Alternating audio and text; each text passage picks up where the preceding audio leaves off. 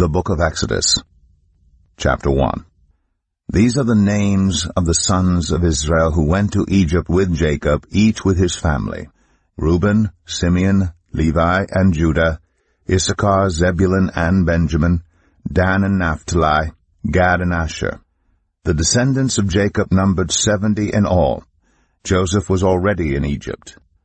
Now Joseph and all his brothers and all that generation died. But the Israelites were exceedingly fruitful. They multiplied greatly, increased in numbers, and became so numerous that the land was filled with them. Then a new king, to whom Joseph meant nothing, came to power in Egypt. "Look," he said to his people, "the Israelites have become far too numerous for us. Come, we must deal shrewdly with them, or they will become even more numerous, and if war breaks out, will join our enemies, fight against us, and leave the country." So they put slave masters over them to oppress them with forced labor, and they built Pithom and Ramses as store cities for Pharaoh. But the more they were oppressed, the more they multiplied and spread. So the Egyptians came to dread the Israelites and worked them ruthlessly. They made their lives bitter with harsh labor and brick and mortar, and with all kinds of work in the fields. In all their harsh labor the Egyptians worked them ruthlessly. The king of Egypt said to the Hebrew midwives, whose names were Shiphrah and Puah, "When you are helping the Hebrew women during childbirth on the delivery stool, if you see that the baby is a boy, kill him. But if it is a girl, let her live." The midwives, however, feared God, and did not do what the king of Egypt had told them to do. They let the boys live. Then the king of Egypt summoned the midwives and asked them, "Why have you done this? Why have you let the boys live?"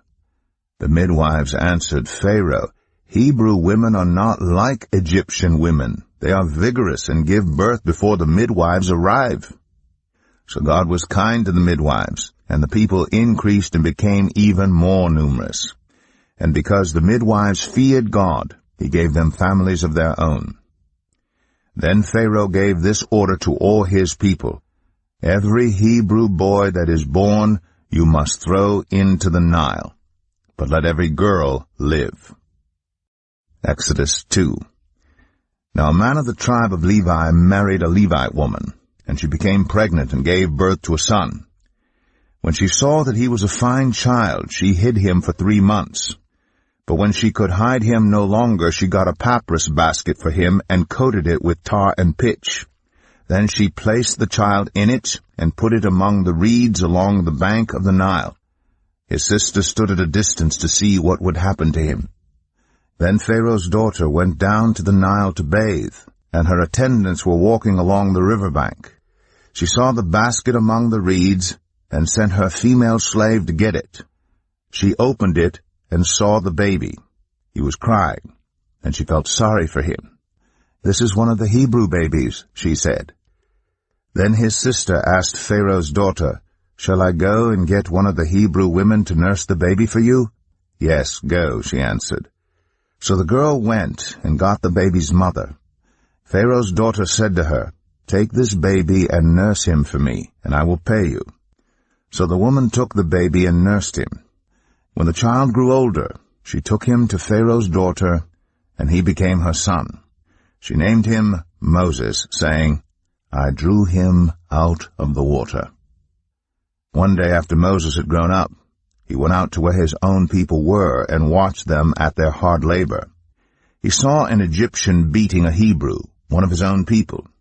Looking this way and that, and seeing no one, he killed the Egyptian and hid him in the sand. The next day he went out and saw 2 Hebrews fighting. He asked the one in the wrong, "Why are you hitting your fellow Hebrew?" The man said, "Who made you ruler and judge over us? Are you thinking of killing me as you killed the Egyptian?" Then Moses was afraid and thought, "What I did must have become known." When Pharaoh heard of this, he tried to kill Moses, but Moses fled from Pharaoh and went to live in Midian, where he sat down by a well. Now a priest of Midian had 7 daughters, and they came to draw water, and filled the troughs to water their father's flock. Some shepherds came along and drove them away, but Moses got up and came to their rescue and watered their flock. When the girls returned to Reuel, their father, he asked them, "Why have you returned so early today?" They answered, "An Egyptian rescued us from the shepherds. He even drew water for us and watered the flock." "And where is he?" Reuel asked his daughters. "Why did you leave him? Invite him to have something to eat." Moses agreed to stay with the man, who gave his daughter Zipporah to Moses in marriage. Zipporah gave birth to a son, and Moses named him Gershom, saying, "I have become a foreigner in a foreign land." During that long period the king of Egypt died. The Israelites groaned in their slavery and cried out, and their cry for help because of their slavery went up to God. God heard their groaning, and he remembered his covenant with Abraham, with Isaac, and with Jacob. So God looked on the Israelites and was concerned about them. Exodus 3. Now Moses was tending the flock of Jethro, his father-in-law, the priest of Midian. And he led the flock to the far side of the wilderness and came to Horeb, the mountain of God. There the angel of the Lord appeared to him in flames of fire from within a bush. Moses saw that though the bush was on fire, it did not burn up. So Moses thought, "I will go over and see this strange sight, why the bush does not burn up." When the Lord saw that he had gone over to look, God called to him from within the bush, "Moses, Moses." And Moses said, "Here I am." "Do not come any closer," God said. "Take off your sandals, for the place where you are standing is holy ground." Then he said, "I am the God of your father, the God of Abraham, the God of Isaac, and the God of Jacob." At this Moses hid his face, because he was afraid to look at God. The Lord said, "I have indeed seen the misery of my people in Egypt. I have heard them crying out because of their slave drivers, and I am concerned about their suffering. So I have come down to rescue them from the hand of the Egyptians and to bring them up out of that land into a good and spacious land, a land flowing with milk and honey, the home of the Canaanites, Hittites, Amorites, Perizzites, Hivites, and Jebusites. And now the cry of the Israelites has reached me, and I have seen the way the Egyptians are oppressing them. So now go. I am sending you to Pharaoh to bring my people, the Israelites, out of Egypt." But Moses said to God, "Who am I that I should go to Pharaoh and bring the Israelites out of Egypt?"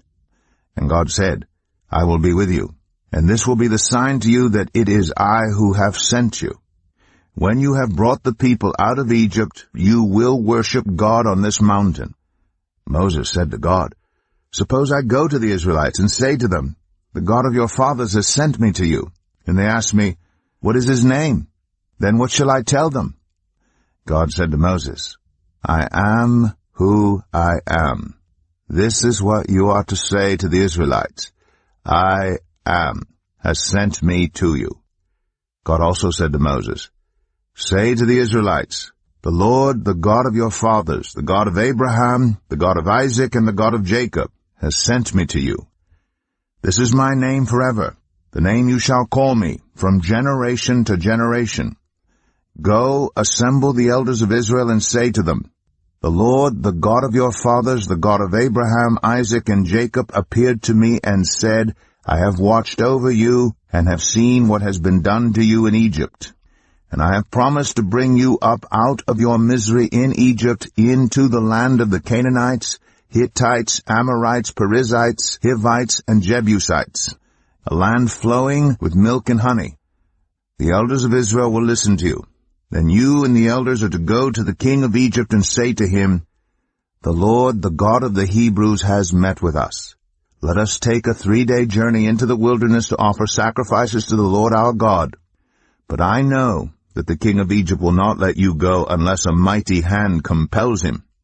So I will stretch out my hand and strike the Egyptians with all the wonders that I will perform among them. After that, he will let you go. And I will make the Egyptians favorably disposed toward this people, so that when you leave you will not go empty-handed. Every woman is to ask her neighbor and any woman living in her house for articles of silver and gold, and for clothing, which you will put on your sons and daughters. And so you will plunder the Egyptians. Exodus 4. Moses answered, What if they do not believe me or listen to me and say, The Lord did not appear to you? Then the Lord said to him, "What is that in your hand?" "A staff," he replied. The Lord said, "Throw it on the ground." Moses threw it on the ground, and it became a snake, and he ran from it. Then the Lord said to him, "Reach out your hand and take it by the tail." So Moses reached out and took hold of the snake, and it turned back into a staff in his hand. "This, said the Lord, is so that they may believe that the Lord, the God of their fathers, the God of Abraham, the God of Isaac, and the God of Jacob, has appeared to you." Then the Lord said, "Put your hand inside your cloak." So Moses put his hand into his cloak, and when he took it out, the skin was leprous. It had become as white as snow. "Now put it back into your cloak," he said. So Moses put his hand back into his cloak, and when he took it out, it was restored, like the rest of his flesh. Then the Lord said, "If they do not believe you or pay attention to the first sign, they may believe the second. But if they do not believe these two signs or listen to you, take some water from the Nile and pour it on the dry ground. The water you take from the river will become blood on the ground." Moses said to the Lord, "Pardon your servant, Lord. I have never been eloquent, neither in the past nor since you have spoken to your servant. I am slow of speech and tongue." The Lord said to him, "Who gave human beings their mouths? Who makes them deaf or mute? Who gives them sight or makes them blind? Is it not I, the Lord? Now go, I will help you speak and will teach you what to say." But Moses said, "Pardon your servant, Lord. Please send someone else." Then the Lord's anger burned against Moses, and he said, "What about your brother Aaron the Levite? I know he can speak well. He is already on his way to meet you, and he will be glad to see you. You shall speak to him and put words in his mouth. I will help both of you speak and will teach you what to do. He will speak to the people for you, and it will be as if he were your mouth and as if you were God to him. But take this staff in your hand so you can perform the signs with it." Then Moses went back to Jethro his father-in-law and said to him, "Let me return to my own people in Egypt to see if any of them are still alive." Jethro said, "Go, and I wish you well." Now the Lord had said to Moses in Midian, "Go back to Egypt, for all those who wanted to kill you are dead." So Moses took his wife and sons, put them on a donkey, and started back to Egypt. And he took the staff of God in his hand. The Lord said to Moses, "When you return to Egypt, see that you perform before Pharaoh all the wonders I have given you the power to do. But I will harden his heart so that he will not let the people go. Then say to Pharaoh, 'This is what the Lord says. Israel is my firstborn son, and I told you, let my son go, so he may worship me. But you refused to let him go, so I will kill your firstborn son.'" At a lodging place on the way, the Lord met Moses and was about to kill him. But Zipporah took a flint knife, cut off her son's foreskin, and touched Moses' feet with it. "Surely you are a bridegroom of blood to me," she said. So the Lord let him alone. At that time she said, "bridegroom of blood," referring to circumcision. The Lord said to Aaron, "Go into the wilderness to meet Moses." So he met Moses at the mountain of God and kissed him. Then Moses told Aaron everything the Lord had sent him to say, and also about all the signs he had commanded him to perform. Moses and Aaron brought together all the elders of the Israelites, and Aaron told them everything the Lord had said to Moses. He also performed the signs before the people, and they believed. And when they heard that the Lord was concerned about them and had seen their misery, they bowed down and worshipped. Exodus 5. Afterward Moses and Aaron went to Pharaoh and said, "This is what the Lord, the God of Israel, says. Let my people go so that they may hold a festival to me in the wilderness." Pharaoh said, "Who is the Lord that I should obey him and let Israel go? I do not know the Lord, and I will not let Israel go." Then they said, "The God of the Hebrews has met with us. Now let us take a 3-day journey into the wilderness to offer sacrifices to the Lord our God, or he may strike us with plagues or with the sword." But the king of Egypt said, "Moses and Aaron, why are you taking the people away from their labor? Get back to your work." Then Pharaoh said, "Look, the people of the land are now numerous, and you are stopping them from working." That same day Pharaoh gave this order to the slave drivers and overseers in charge of the people: "You are no longer to supply the people with straw for making bricks. Let them go and gather their own straw, but require them to make the same number of bricks as before. Don't reduce the quota. They are lazy. That is why they are crying out, 'Let us go and sacrifice to our God.' Make the work harder for the people so that they keep working and pay no attention to lies." Then the slave drivers and the overseers went out and said to the people, "This is what Pharaoh says: I will not give you any more straw. Go and get your own straw wherever you can find it, but your work will not be reduced at all." So the people scattered all over Egypt to gather stubble to use for straw.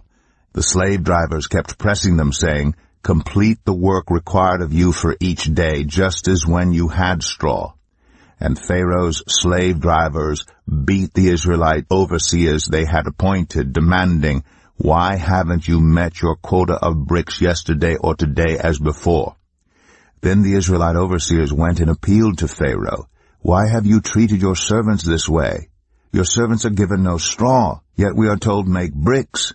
Your servants are being beaten, but the fault is with your own people." Pharaoh said, "Lazy, that's what you are, lazy.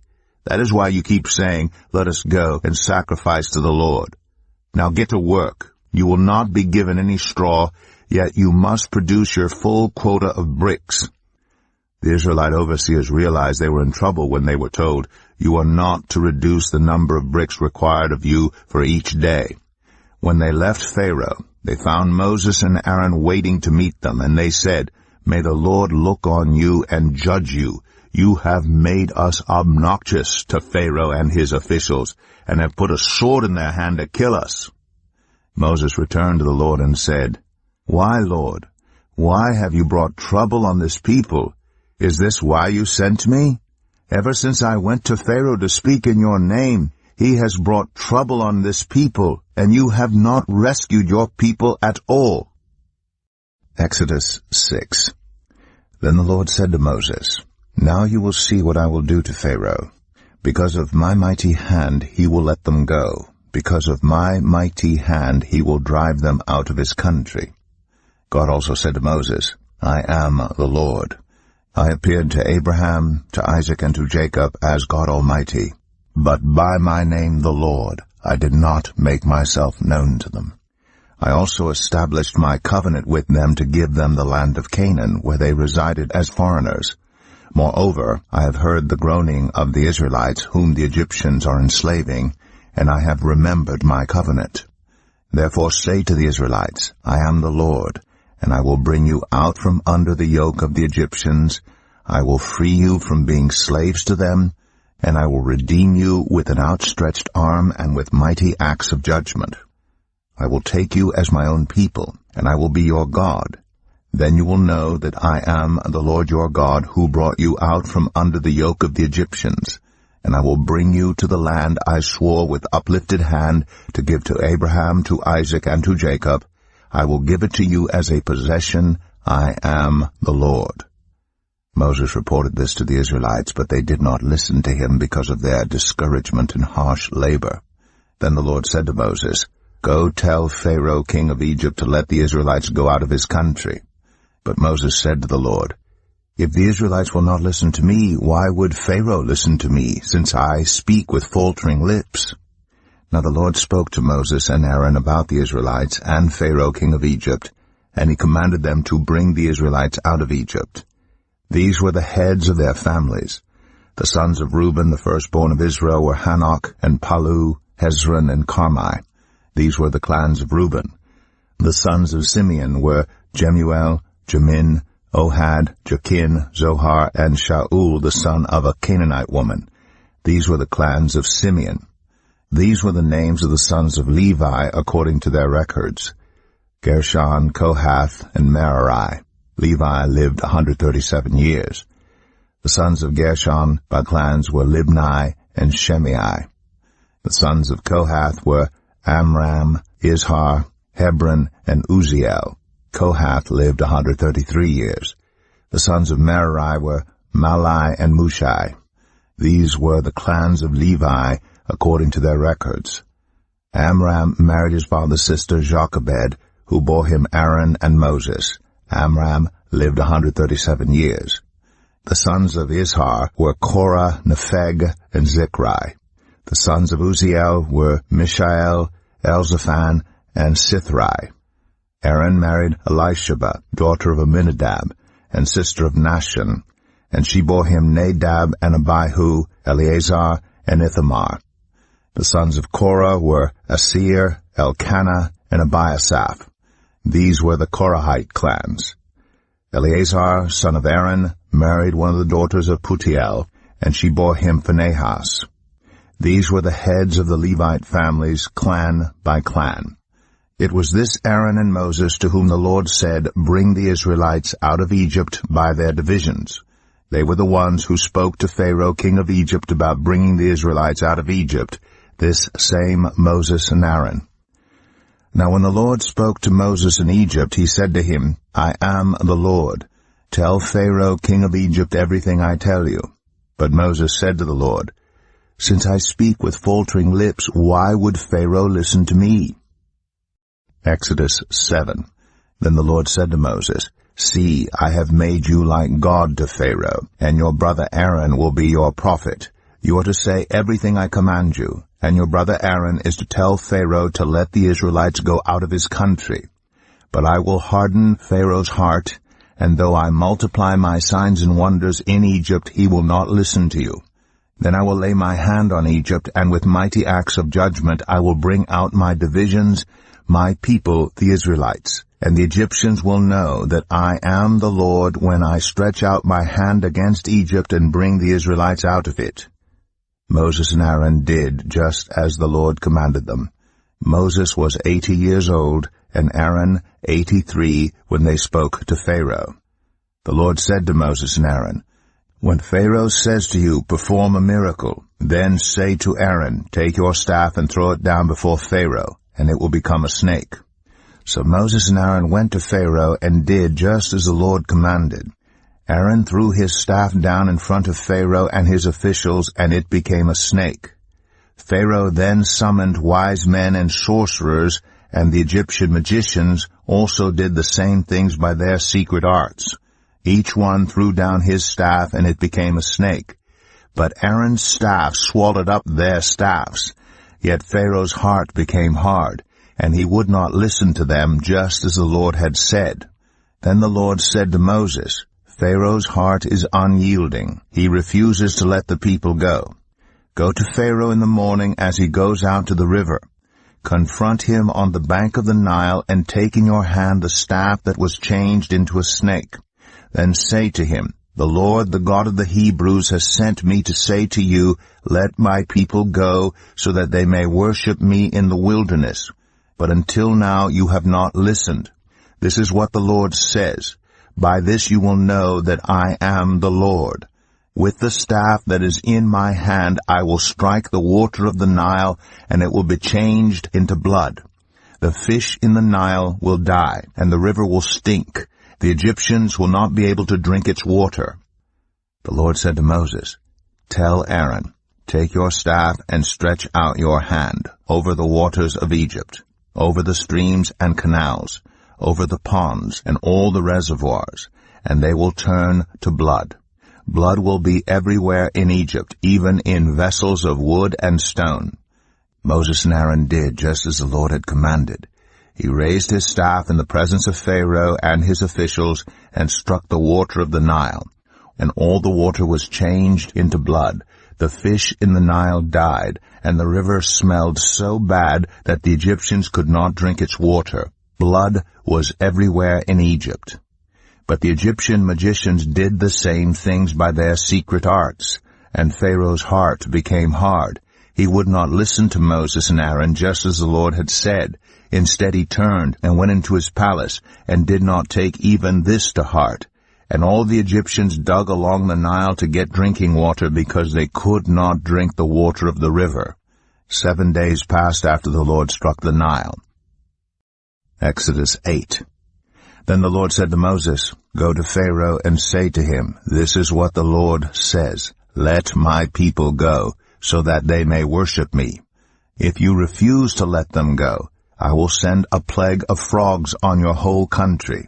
The Nile will teem with frogs. They will come up into your palace and your bedroom and onto your bed, into the houses of your officials and on your people, and into your ovens and kneading troughs.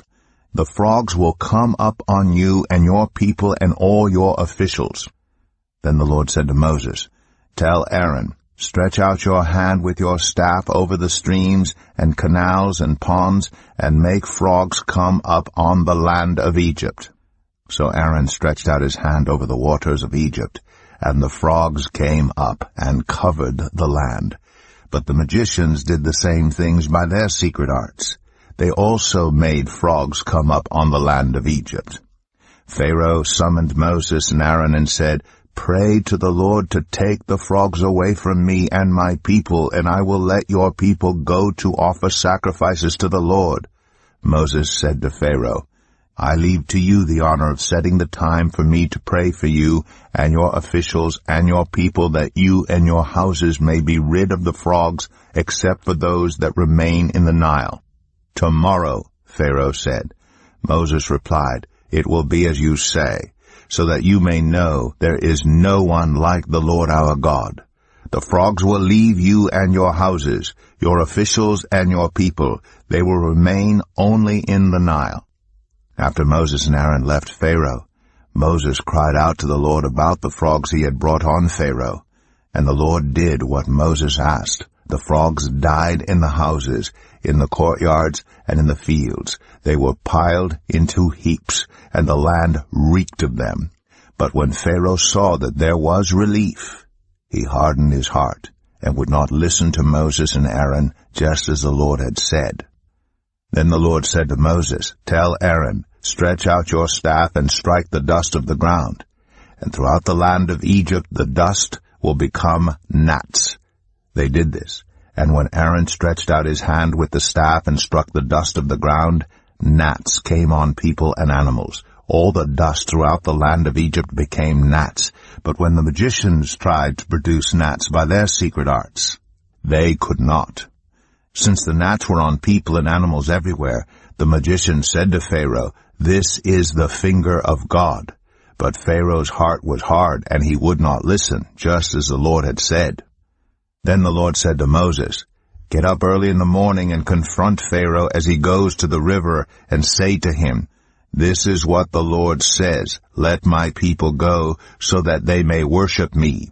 If you do not let my people go, I will send swarms of flies on you and your officials, on your people, and into your houses. The houses of the Egyptians will be full of flies. Even the ground will be covered with them.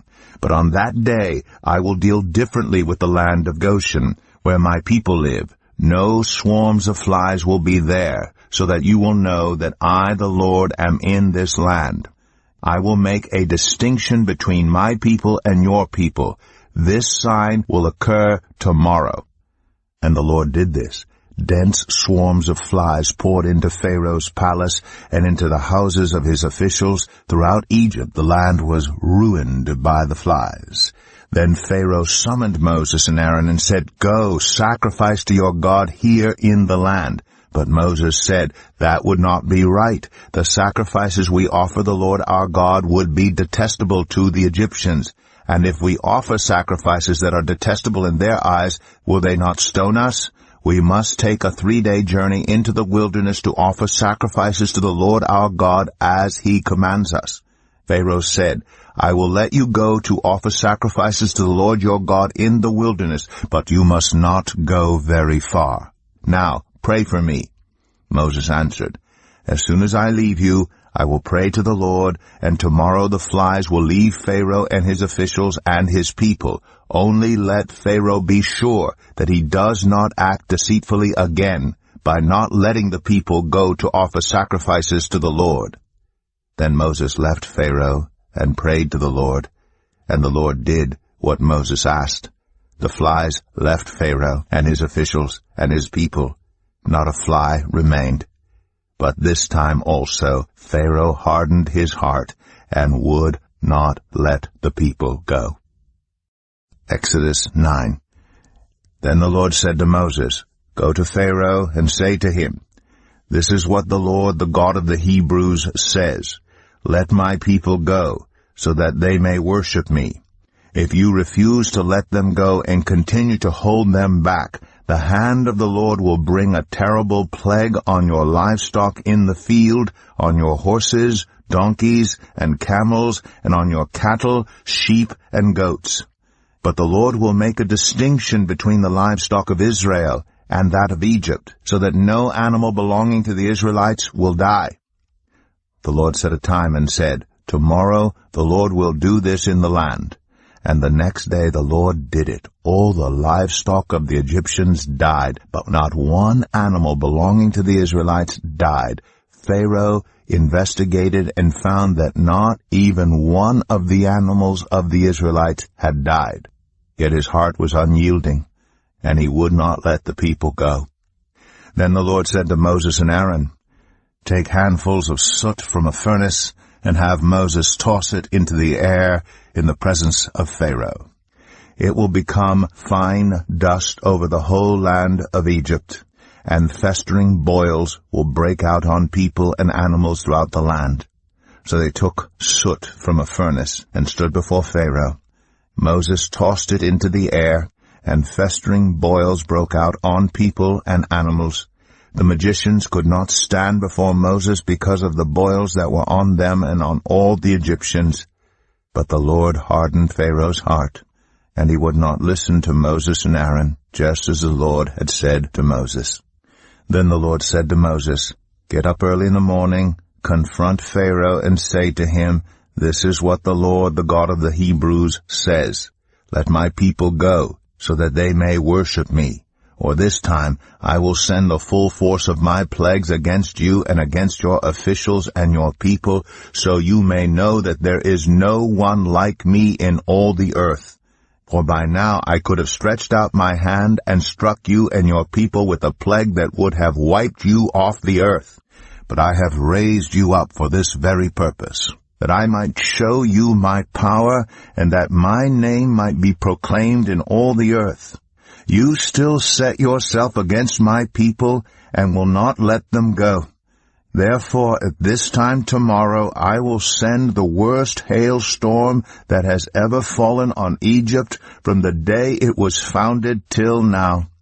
Give an order now to bring your livestock and everything you have in the field to a place of shelter, because the hail will fall on every person and animal that has not been brought in and is still out in the field, and they will die.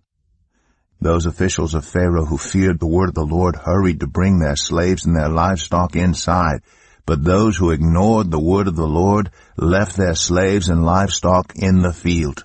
Then the Lord said to Moses, Stretch out your hand toward the sky so that hail will fall all over Egypt, on people and animals, and on everything growing in the fields of Egypt. When Moses stretched out his staff toward the sky, the Lord sent thunder and hail and lightning flashed down to the ground.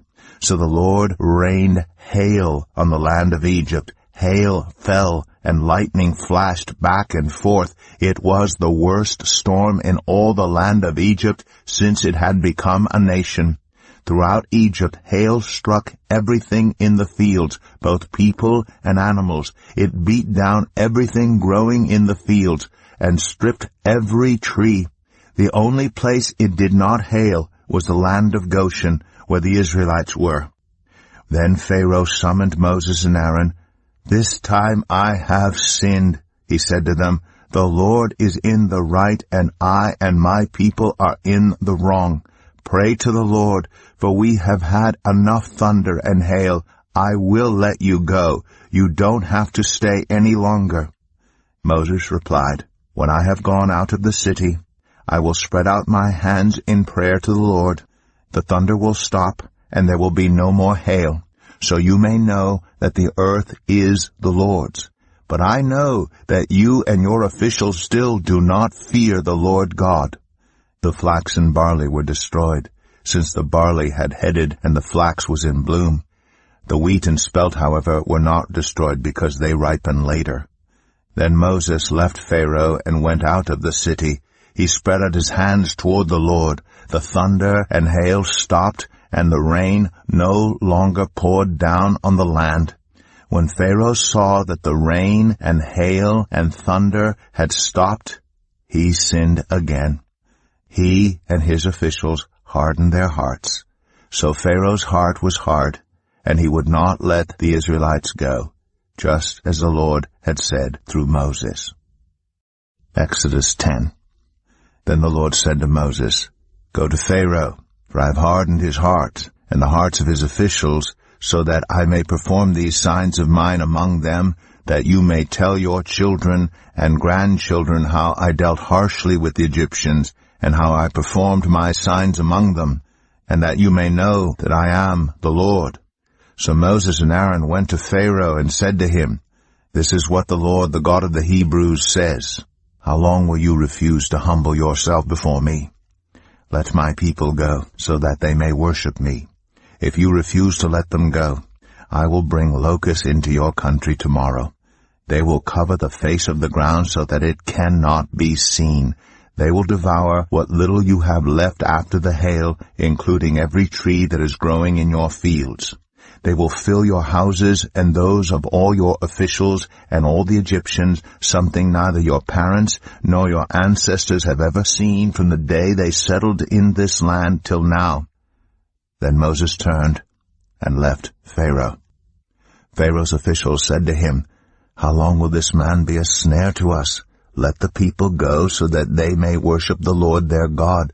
Do you not yet realize that Egypt is ruined?" Then Moses and Aaron were brought back to Pharaoh. "Go worship the Lord your God," he said. "But tell me, who will be going?" Moses answered, "We will go with our young and our old, with our sons and our daughters, and with our flocks and herds, because we are to celebrate a festival to the Lord." Pharaoh said, "The Lord be with you if I let you go, along with your women and children. Clearly you are bent on evil. No, have only the men go and worship the Lord, since that's what you've been asking for." Then Moses and Aaron were driven out of Pharaoh's presence. And the Lord said to Moses, "Stretch out your hand over Egypt so that locusts swarm over the land and devour everything growing in the fields, everything left by the hail." So Moses stretched out his staff over Egypt, and the Lord made an east wind blow across the land all that day and all that night. By morning the wind had brought the locusts. They invaded all Egypt and settled down in every area of the country in great numbers. Never before had there been such a plague of locusts, nor will there ever be again. They covered all the ground until it was black. They devoured all that was left after the hail, everything growing in the fields, and the fruit on the trees. Nothing green remained on tree or plant in all the land of Egypt. Pharaoh quickly summoned Moses and Aaron and said, "I have sinned against the Lord your God and against you. Now forgive my sin once more, and pray to the Lord your God to take this deadly plague away from me." Moses left Pharaoh and prayed to the Lord. And the Lord changed the wind to a very strong west wind, which caught up the locusts and carried them into the Red Sea. Not a locust was left anywhere in Egypt. But the Lord hardened Pharaoh's heart, and he would not let the Israelites go. Then the Lord said to Moses, "Stretch out your hand toward the sky, so that darkness spreads over Egypt, darkness that can be felt." So Moses stretched out his hand toward the sky, and total darkness covered all Egypt for 3 days. No one could see anyone else or move about for 3 days. Yet all the Israelites had light in the places where they lived. Then Pharaoh summoned Moses and said, "Go, worship the Lord. Even your women and children may go with you. Only leave your flocks and herds behind." But Moses said, "You must allow us to have sacrifices and burnt offerings to present to the Lord our God. Our livestock too must go with us. Not a hoof is to be left behind. We have to use some of them in worshiping the Lord our God. And until we get there, we will not know what we are to use to worship the Lord." But the Lord hardened Pharaoh's heart, and he was not willing to let them go. Pharaoh said to Moses, "Get out of my sight. Make sure you do not appear before me again. The day you see my face, you will die." "Just as you say," Moses replied. "I will never appear before you again." Exodus 11. Now the Lord had said to Moses, "I will bring one more plague on Pharaoh and on Egypt. After that, he will let you go from here, and when he does, he will drive you out completely. Tell the people that men and women alike are to ask their neighbors for articles of silver and gold." The Lord made the Egyptians favorably disposed toward the people, and Moses himself was highly regarded in Egypt by Pharaoh's officials and by the people. So Moses said, "This is what the Lord says. About midnight I will go throughout Egypt. Every firstborn son in Egypt will die. From the firstborn son of Pharaoh, who sits on the throne, to the firstborn son of the female slave who is at her handmill, and all the firstborn of the cattle as well. There will be loud wailing throughout Egypt, worse than there has ever been or ever will be again. But among the Israelites not a dog will bark at any person or animal. Then you will know that the Lord makes a distinction between Egypt and Israel. All these officials of yours will come to me, bowing down before me and saying, 'Go, you and all the people who follow you.' After that I will leave." Then Moses, hot with anger, left Pharaoh. The Lord said to Moses, "Pharaoh will refuse to listen to you, so that my wonders may be multiplied in Egypt." Moses and Aaron performed all these wonders before Pharaoh, but the Lord hardened Pharaoh's heart, and he would not let the Israelites go out of his country. Exodus 12. The Lord said to Moses and Aaron in Egypt, "This month is to be for you the first month of your year. Tell the whole community of Israel that on the 10th day of this month each man is to take a lamb for his family, one for each household. If any household is too small for a whole lamb, they must share one with their nearest neighbor, having taken into account the number of people there are. You are to determine the amount of lamb needed in accordance with what each person will eat. The animals you choose must be year-old males without defect, and you may take them from the sheep or the goats. Take care of them until the 14th day of the month, when all the members of the community of Israel must slaughter them at twilight. Then they are to take some of the blood and put it on the sides and tops of the door frames of the houses where they eat the lambs. That same night they are to eat the meat roasted over the fire, along with bitter herbs and bread made without yeast. Do not eat the meat raw or boiled in water, but roast it over a fire, with the head, legs, and internal organs. Do not leave any of it till morning. If some is left till morning, you must burn it.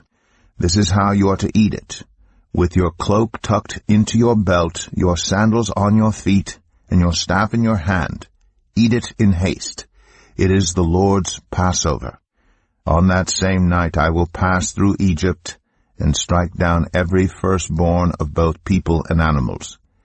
And I will bring judgment on all the gods of Egypt. I am the Lord. The blood will be a sign for you on the houses where you are, and when I see the blood, I will pass over you. No destructive plague will touch you when I strike Egypt. This is a day you are to commemorate. For the generations to come you shall celebrate it as a festival to the Lord, a lasting ordinance. For 7 days you are to eat bread made without yeast. On the first day remove the yeast from your houses, for whoever eats anything with yeast in it from the first day through the 7th must be cut off from Israel. On the first day hold a sacred assembly, and another one on the 7th day. Do no work at all on these days, except to prepare food for everyone to eat. That is all you may do. Celebrate the festival of unleavened bread, because it was on this very day that I brought your divisions out of Egypt. Celebrate this day as a lasting ordinance for the generations to come. In the first month you are to eat bread made without yeast from the evening of the 14th day until the evening of the 21st day. For 7 days no yeast is to be found in your houses, and any one, whether foreigner or native-born, who eats anything with yeast in it must be cut off from the community of Israel. Eat nothing made with yeast. Wherever you live, you must eat unleavened bread." Then Moses summoned all the elders of Israel and said to them, "Go at once and select the animals for your families and slaughter the Passover lamb. Take a bunch of hyssop, dip it into the blood in the basin, and put some of the blood on the top and on both sides of the door frame. None of you shall go out of the door of your house until morning. When the Lord goes through the land to strike down the Egyptians, he will see the blood on the top and sides of the door frame, and will pass over that doorway. And he will not permit the destroyer to enter your houses and strike you down. Obey these instructions as a lasting ordinance for you and your descendants. When you enter the land that the Lord will give you as he promised, observe this ceremony. And when your children ask you, 'What does this ceremony mean to you?'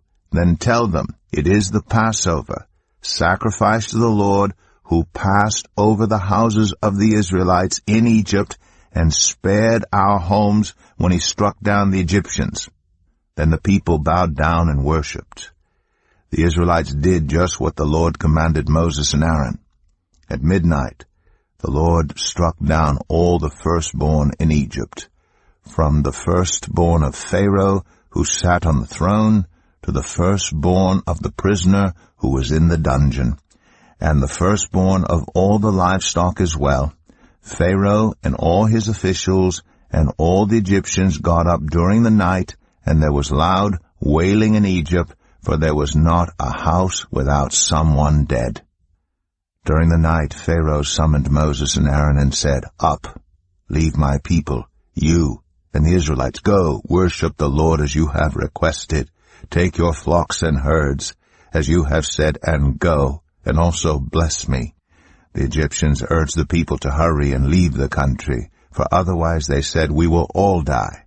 So the people took their dough before the yeast was added, and carried it on their shoulders in kneading troughs, wrapped in clothing. The Israelites did as Moses instructed, and asked the Egyptians for articles of silver and gold and for clothing. The Lord had made the Egyptians favorably disposed toward the people, and they gave them what they asked for. So they plundered the Egyptians. The Israelites journeyed from Ramses to Succoth. There were about 600,000 men on foot, besides women and children. Many other people went up with them, and also large droves of livestock, both flocks and herds. With the dough the Israelites had brought from Egypt, they baked loaves of unleavened bread. The dough was without yeast because they had been driven out of Egypt and did not have time to prepare food for themselves. Now the length of time the Israelite people lived in Egypt was 430 years. At the end of the 430 years, to the very day, all the Lord's divisions left Egypt. Because the Lord kept vigil that night to bring them out of Egypt, on this night all the Israelites are to keep vigil to honor the Lord for the generations to come. The Lord said to Moses and Aaron, "These are the regulations for the Passover meal. No foreigner may eat it. Any slave you have bought may eat it after you have circumcised him. But a temporary resident or a hired worker may not eat it. It must be eaten inside the house. Take none of the meat outside the house. Do not break any of the bones. The whole community of Israel must celebrate it. A foreigner residing among you who wants to celebrate the Lord's Passover must have all the males in his household circumcised. Then he may take part like one born in the land. No uncircumcised male may eat it. The same law applies both to the native-born and to the foreigner residing among you." All the Israelites did just what the Lord had commanded Moses and Aaron, and on that very day the Lord brought the Israelites out of Egypt by their divisions. Exodus 13. The Lord said to Moses, "Consecrate to me every firstborn male. The first offspring of every womb among the Israelites belongs to me, whether human or animal." Then Moses said to the people, "Commemorate this day, the day you came out of Egypt, out of the land of slavery. because the Lord brought you out of it with a mighty hand. Eat nothing containing yeast. Today, in the month of Aviv, you are leaving, when the Lord brings you into the land of the Canaanites, Hittites, Amorites, Hivites, and Jebusites, the land he swore to your ancestors to give you, a land flowing with milk and honey. You are to observe this ceremony in this month. For 7 days eat bread made without yeast, and on the 7th day hold a festival to the Lord. Eat unleavened bread during those 7 days. Nothing with yeast in it is to be seen among you, nor shall any yeast be seen anywhere within your borders. On that day tell your son, I do this because of what the Lord did for me when I came out of Egypt. This observance will be for you like a sign on your hand and a reminder on your forehead that this law of the Lord is to be on your lips. For the Lord brought you out of Egypt with his mighty hand. You must keep this ordinance at the appointed time year after year. After the Lord brings you into the land of the Canaanites and gives it to you, as he promised on oath to you and your ancestors, you are to give over to the Lord the first offspring of every womb. All the firstborn males of your livestock belong to the Lord. Redeem with a lamb every firstborn donkey, but if you do not redeem it, break its neck. Redeem every firstborn among your sons. In days to come, when your son asks you, what does this mean? Say to him, with a mighty hand the Lord brought us out of Egypt, out of the land of slavery. When Pharaoh stubbornly refused to let us go, the Lord killed the firstborn of both people and animals in Egypt. This is why I sacrifice to the Lord the first male offspring of every womb, and redeem each of my firstborn sons. And it will be like a sign on your hand and a symbol on your forehead that the Lord brought us out of Egypt with his mighty hand. When Pharaoh let the people go, God did not lead them on the road through the Philistine country, though that was shorter. For God said, if they face war, they might change their minds and return to Egypt. So God led the people around by the desert road toward the Red Sea. The Israelites went up out of Egypt ready for battle. Moses took the bones of Joseph with him, because Joseph had made the Israelites swear an oath. He had said, God will surely come to your aid, and then you must carry my bones up with you from this place. After leaving Succoth, they camped at Etham, on the edge of the desert. By day, the Lord went ahead of them in a pillar of cloud to guide them on their way, and by night in a pillar of fire to give them light, so that they could travel by day or night. Neither the pillar of cloud by day nor the pillar of fire by night left its place in front of the people. Exodus 14. Then the Lord said to Moses, tell the Israelites to turn back and encamp near Pi Hahiroth, between Migdol and the sea. They are to encamp by the sea directly opposite Baal-zephon. Pharaoh will think the Israelites are wandering around the land in confusion, hemmed in by the desert. And I will harden Pharaoh's heart, and he will pursue them. But I will gain glory for myself through Pharaoh and all his army, and the Egyptians will know that I am the Lord. So the Israelites did this. When the king of Egypt was told that the people had fled, Pharaoh and his officials changed their minds about them and said, what have we done? We have let the Israelites go and have lost their services.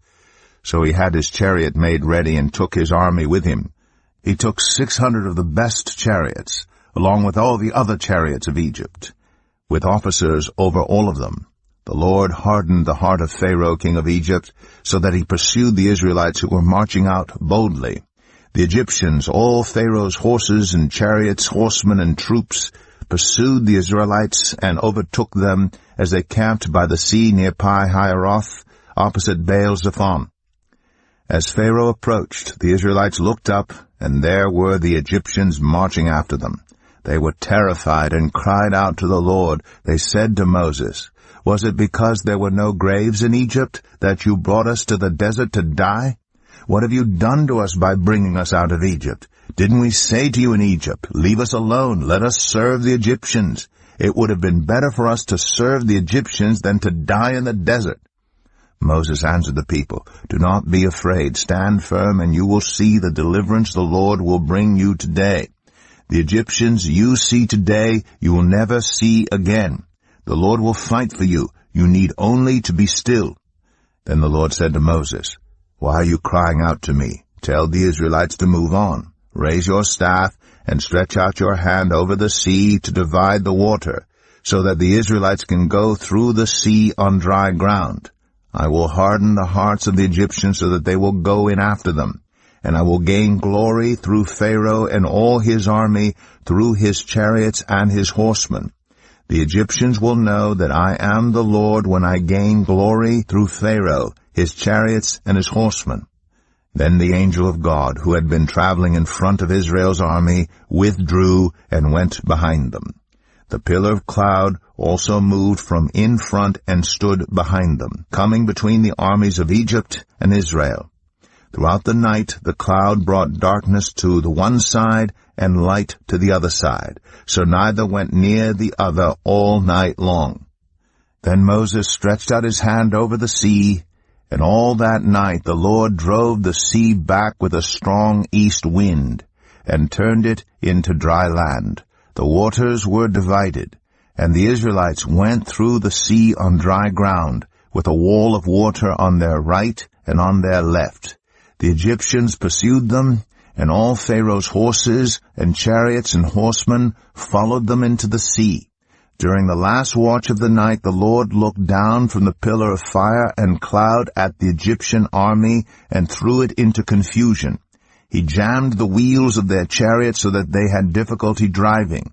And the Egyptians said, "Let's get away from the Israelites. The Lord is fighting for them against Egypt." Then the Lord said to Moses, "Stretch out your hand over the sea, so that the waters may flow back over the Egyptians and their chariots and horsemen." Moses stretched out his hand over the sea, and at daybreak the sea went back to its place. The Egyptians were fleeing toward it, and the Lord swept them into the sea. The water flowed back and covered the chariots and horsemen, the entire army of Pharaoh that had followed the Israelites into the sea. Not one of them survived. But the Israelites went through the sea on dry ground, with a wall of water on their right and on their left. That day the Lord saved Israel from the hands of the Egyptians, and Israel saw the Egyptians lying dead on the shore. And when the Israelites saw the mighty hand of the Lord displayed against the Egyptians, the people feared the Lord and put their trust in him and in Moses his servant. Exodus 15. Then Moses and the Israelites sang this song to the Lord. "I will sing to the Lord, for he is highly exalted. Both horse and driver he has hurled into the sea. The Lord is my strength and my defense. He has become my salvation. He is my God, and I will praise him, my father's God, and I will exalt him. The Lord is a warrior. The Lord is his name. Pharaoh's chariots and his army he has hurled into the sea. The best of Pharaoh's officers are drowned in the Red Sea. The deep waters have covered them. They sank to the depths like a stone. Your right hand, Lord, was majestic in power. Your right hand, Lord, shattered the enemy. In the greatness of your majesty you threw down those who opposed you. You unleashed your burning anger. It consumed them like stubble. By the blast of your nostrils the waters piled up. The surging waters stood up like a wall. The deep waters congealed in the heart of the sea. The enemy boasted, "I will pursue. I will overtake them. I will divide the spoils. I will gorge myself on them. I will draw my sword, and my hand will destroy them." But you blew with your breath, and the sea covered them. They sank like lead in the mighty waters. Who among the gods is like you, Lord? Who is like you, majestic in holiness, awesome in glory, working wonders? You stretch out your right hand, and the earth swallows your enemies. In your unfailing love you will lead the people you have redeemed. In your strength you will guide them to your holy dwelling. The nations will hear and tremble. Anguish will grip the people of Philistia. The chiefs of Edom will be terrified. The leaders of Moab will be seized with trembling. The people of Canaan will melt away. Terror and dread will fall on them. By the power of your arm they will be as still as a stone, until your people pass by, Lord, until the people you bought pass by. You will bring them in and plant them on the mountain of your inheritance, the place, Lord, you made for your dwelling, the sanctuary, Lord, your hands established. The Lord reigns forever and ever. When Pharaoh's horses, chariots, and horsemen went into the sea, the Lord brought the waters of the sea back over them, but the Israelites walked through the sea on dry ground.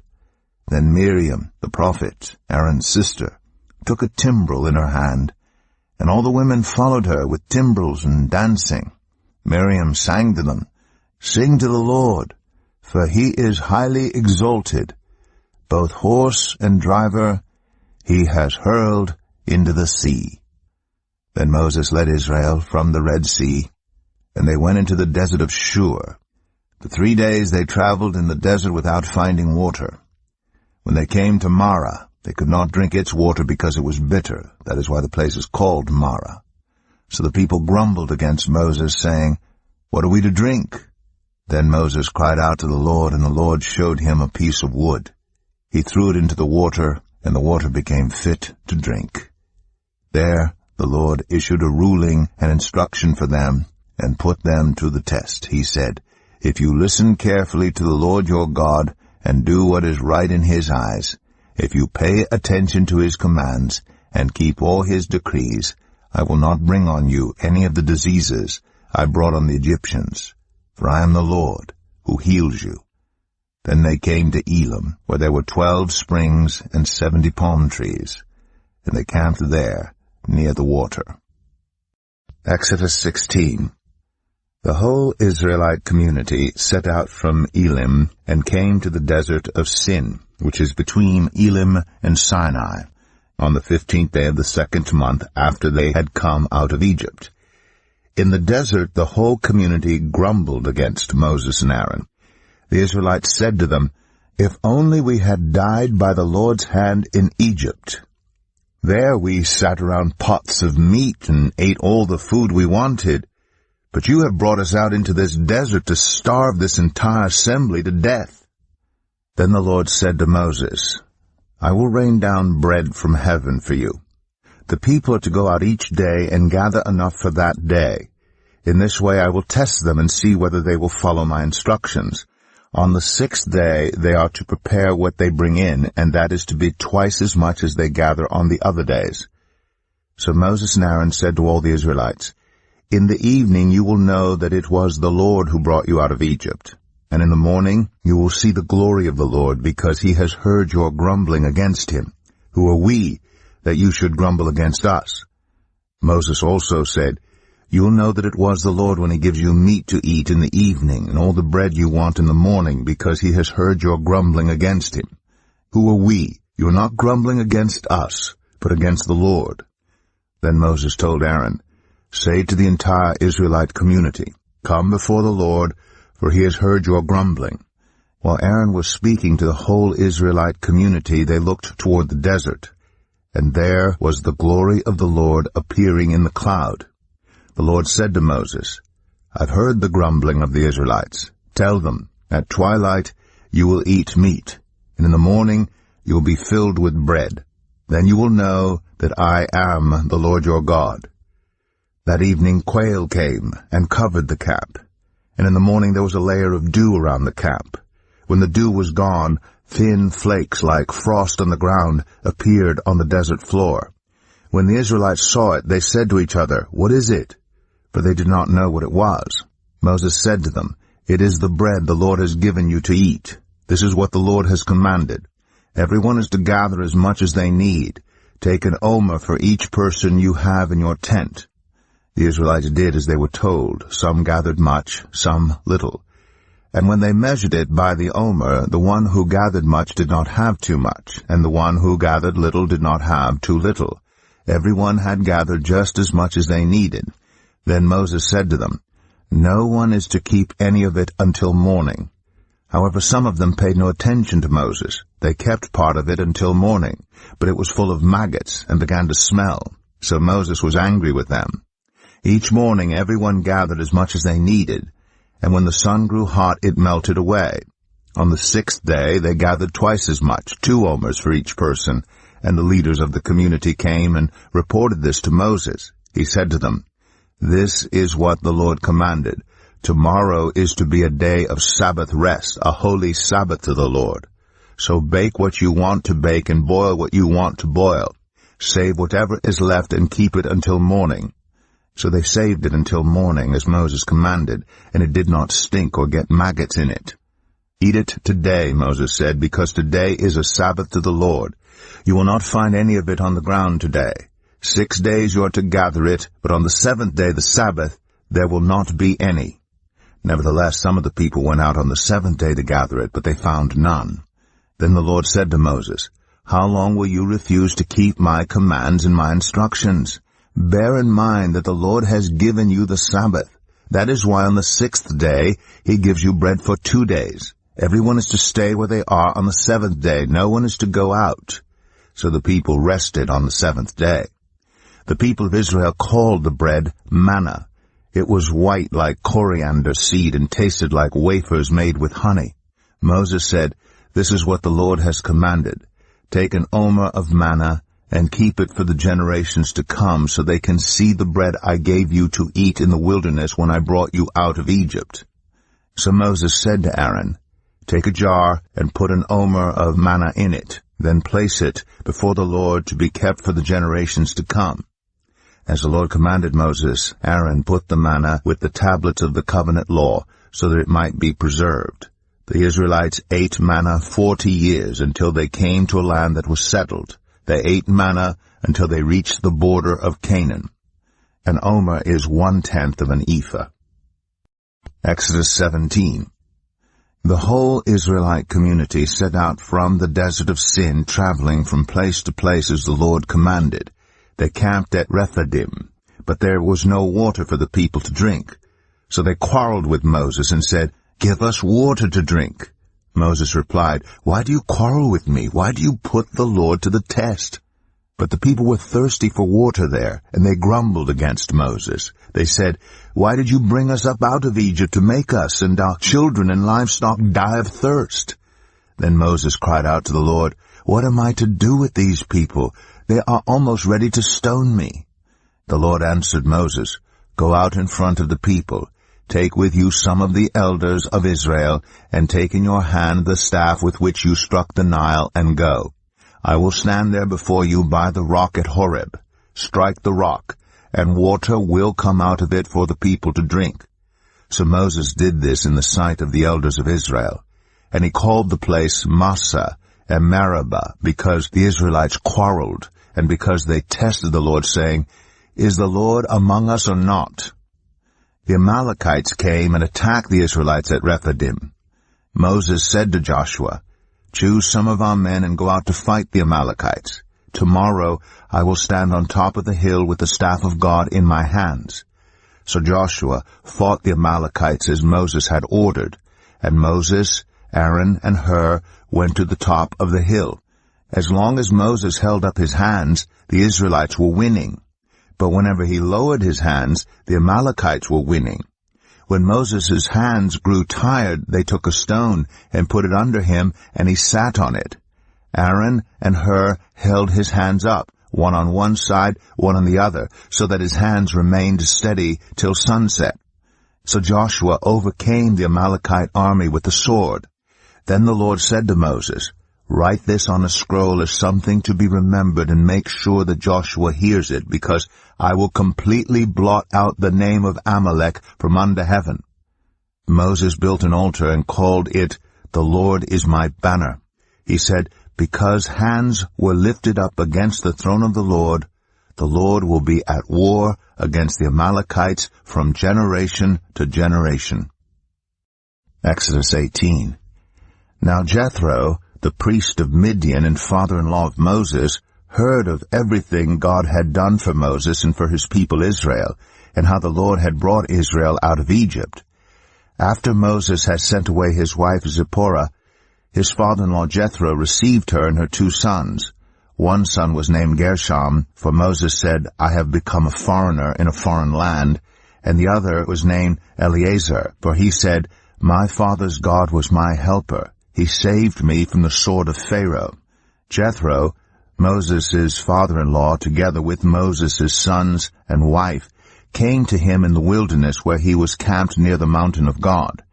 Jethro had sent word to him, I, your father-in-law Jethro, am coming to you with your wife and her 2 sons. So Moses went out to meet his father-in-law and bowed down and kissed him. They greeted each other and then went into the tent. Moses told his father-in-law about everything the Lord had done to Pharaoh and the Egyptians for Israel's sake, and about all the hardships they had met along the way, and how the Lord had saved them. Jethro was delighted to hear about all the good things the Lord had done for Israel in rescuing them from the hand of the Egyptians. He said, Praise be to the Lord, who rescued you from the hand of the Egyptians and of Pharaoh, and who rescued the people from the hand of the Egyptians. Now I know that the Lord is greater than all other gods, for he did this to those who had treated Israel arrogantly. Then Jethro, Moses' father-in-law, brought a burnt offering and other sacrifices to God, and Aaron came with all the elders of Israel to eat a meal with Moses' father-in-law in the presence of God. The next day Moses took his seat to serve as judge for the people, and they stood around him from morning till evening. When his father-in-law saw all that Moses was doing for the people, he said, What is this you are doing for the people? Why do you alone sit as judge, while all these people stand around you from morning till evening? Moses answered him, Because the people come to me to seek God's will. Whenever they have a dispute, it is brought to me, and I decide between the parties and inform them of God's decrees and instructions. Moses' father-in-law replied, What you are doing is not good. You and these people who come to you will only wear yourselves out. The work is too heavy for you. You cannot handle it alone. Listen now to me, and I will give you some advice, and may God be with you. You must be the people's representative before God, and bring their disputes to Him. Teach them His decrees and instructions, and show them the way they are to live and how they are to behave. But select capable men from all the people, men who fear God, trustworthy men who hate dishonest gain, and appoint them as officials over thousands, hundreds, fifties, and tens. Have them serve as judges for the people at all times. But have them bring every difficult case to you. The simple cases they can decide themselves. That will make your load lighter, because they will share it with you. If you do this and God so commands, you will be able to stand the strain, and all these people will go home satisfied. Moses listened to his father-in-law and did everything he said. He chose capable men from all Israel, and made them leaders of the people, officials over thousands, hundreds, fifties, and tens. They served as judges for the people at all times. The difficult cases they brought to Moses, but the simple ones they decided themselves. Then Moses sent his father-in-law on his way, and Jethro returned to his own country. Exodus 19. On the first day of the 3rd month after the Israelites left Egypt, on that very day, they came to the desert of Sinai. After they set out from Rephidim, they entered the desert of Sinai, and Israel camped there in the desert in front of the mountain. Then Moses went up to God, and the Lord called to him from the mountain and said, This is what you are to say to the descendants of Jacob, and what you are to tell the people of Israel. You yourselves have seen what I did to Egypt, and how I carried you on eagle's wings and brought you to myself. Now if you obey me fully and keep my covenant, then out of all nations you will be my treasured possession. Although the whole earth is mine, you will be for me a kingdom of priests and a holy nation. These are the words you are to speak to the Israelites. So Moses went back and summoned the elders of the people, and set before them all the words the Lord had commanded him to speak. The people all responded together, We will do everything the Lord has said. So Moses brought their answer back to the Lord. The Lord said to Moses, I am going to come to you in a dense cloud, so that the people will hear me speaking with you and will always put their trust in you. Then Moses told the Lord what the people had said. And the Lord said to Moses, Go to the people and consecrate them today and tomorrow. Have them wash their clothes and be ready by the third day, because on that day the Lord will come down on Mount Sinai in the sight of all the people. Put limits for the people around the mountain and tell them, Be careful that you do not approach the mountain or touch the foot of it. Whoever touches the mountain is to be put to death. They are to be stoned or shot with arrows. Not a hand is to be laid on them. No person or animal shall be permitted to live. Only when the ram's horn sounds a long blast may they approach the mountain. After Moses had gone down the mountain to the people, he consecrated them, and they washed their clothes. Then he said to the people, Prepare yourselves for the third day. Abstain from sexual relations.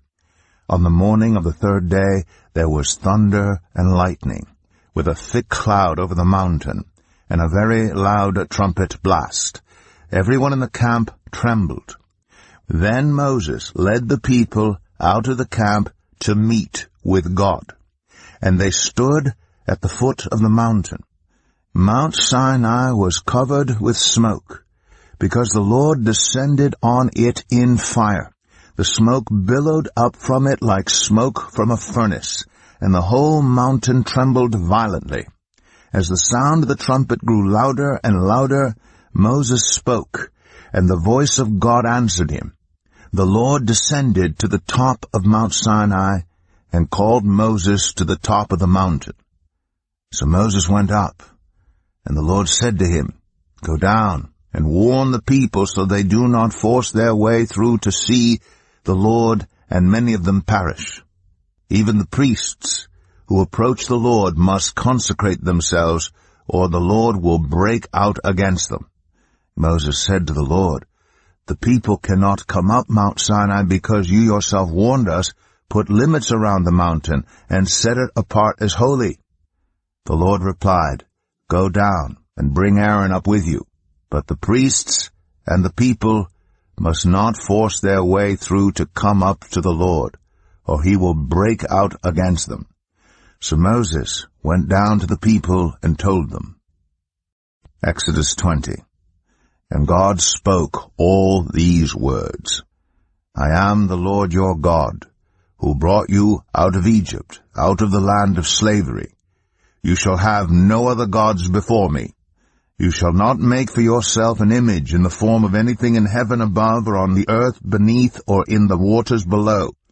You shall not bow down to them or worship them, for I, the Lord your God, am a jealous God, punishing the children for the sin of the parents to the third and fourth generation of those who hate me, but showing love to 1,000 generations of those who love me and keep my commandments. You shall not misuse the name of the Lord your God, for the Lord will not hold anyone guiltless who misuses his name.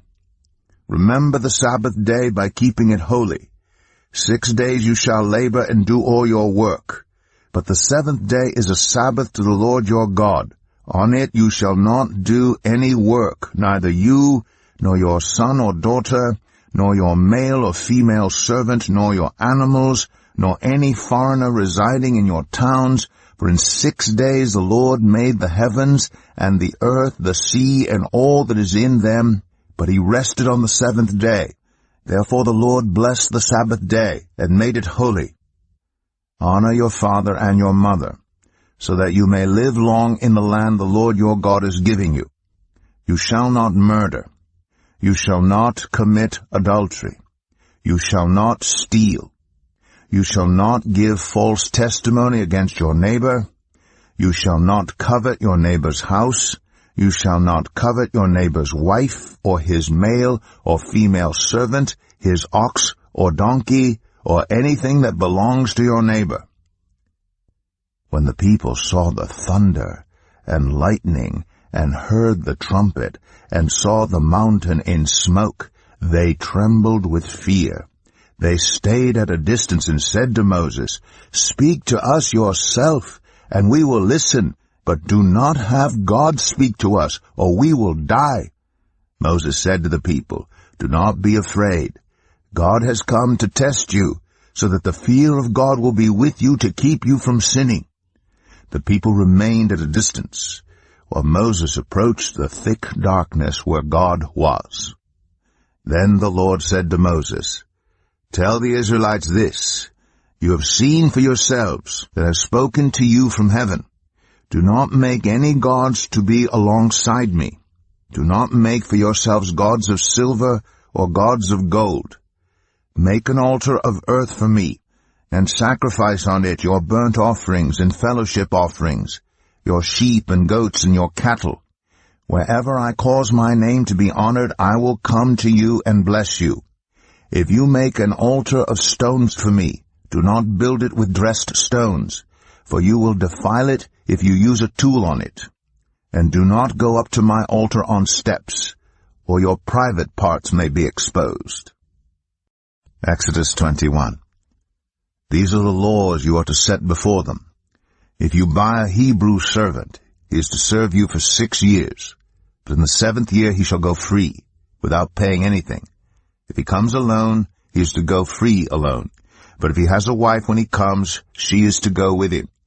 If his master gives him a wife and she bears him sons or daughters, the woman and her children shall belong to her master, and only the man shall go free.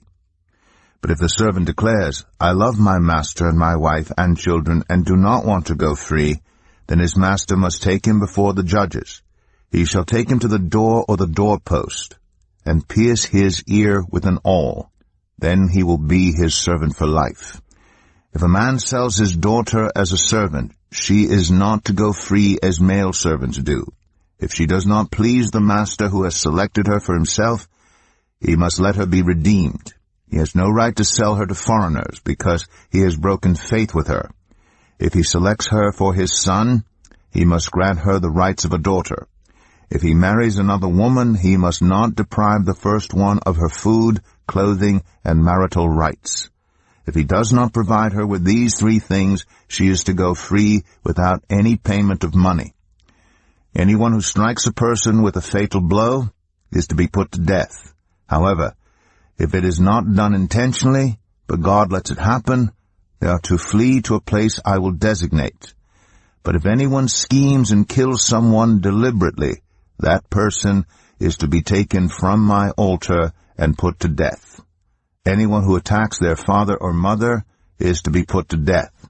Anyone who kidnaps someone is to be put to death, whether the victim has been sold or is still in the kidnapper's possession.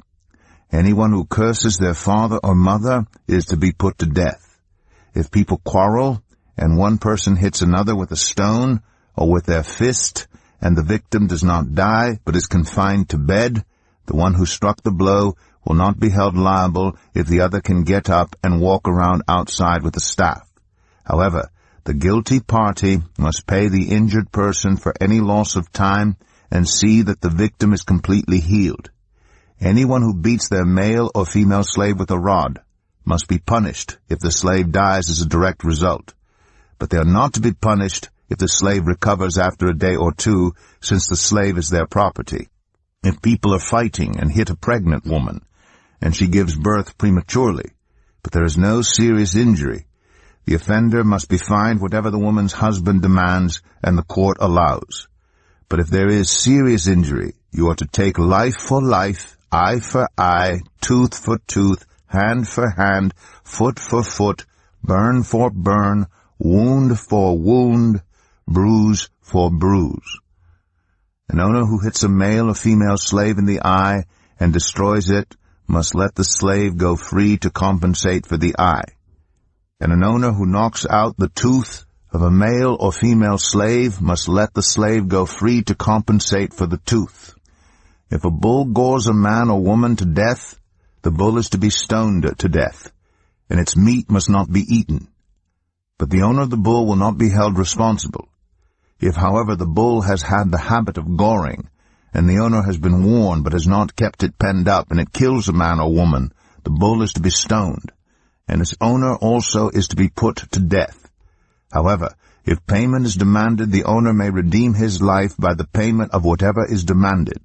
This law also applies if the bull gores a son or daughter.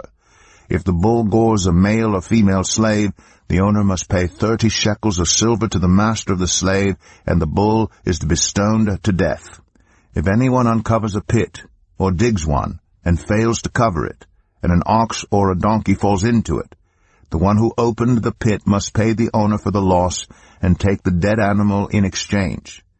If anyone's bull injures someone else's bull and it dies, the two parties are to sell the live one and divide both the money and the dead animal equally. However, if it was known that the bull had the habit of goring, yet the owner did not keep it penned up, the owner must pay animal for animal and take the dead animal in exchange. Exodus 22. Whoever steals an ox or a sheep and slaughters it or sells it must pay back 5 head of cattle for the ox and 4 sheep for the sheep. If a thief is caught breaking in at night and is struck a fatal blow, the defender is not guilty of bloodshed. But if it happens after sunrise, the defender is guilty of bloodshed. Anyone who steals must certainly make restitution. But if they have nothing, they must be sold to pay for their theft.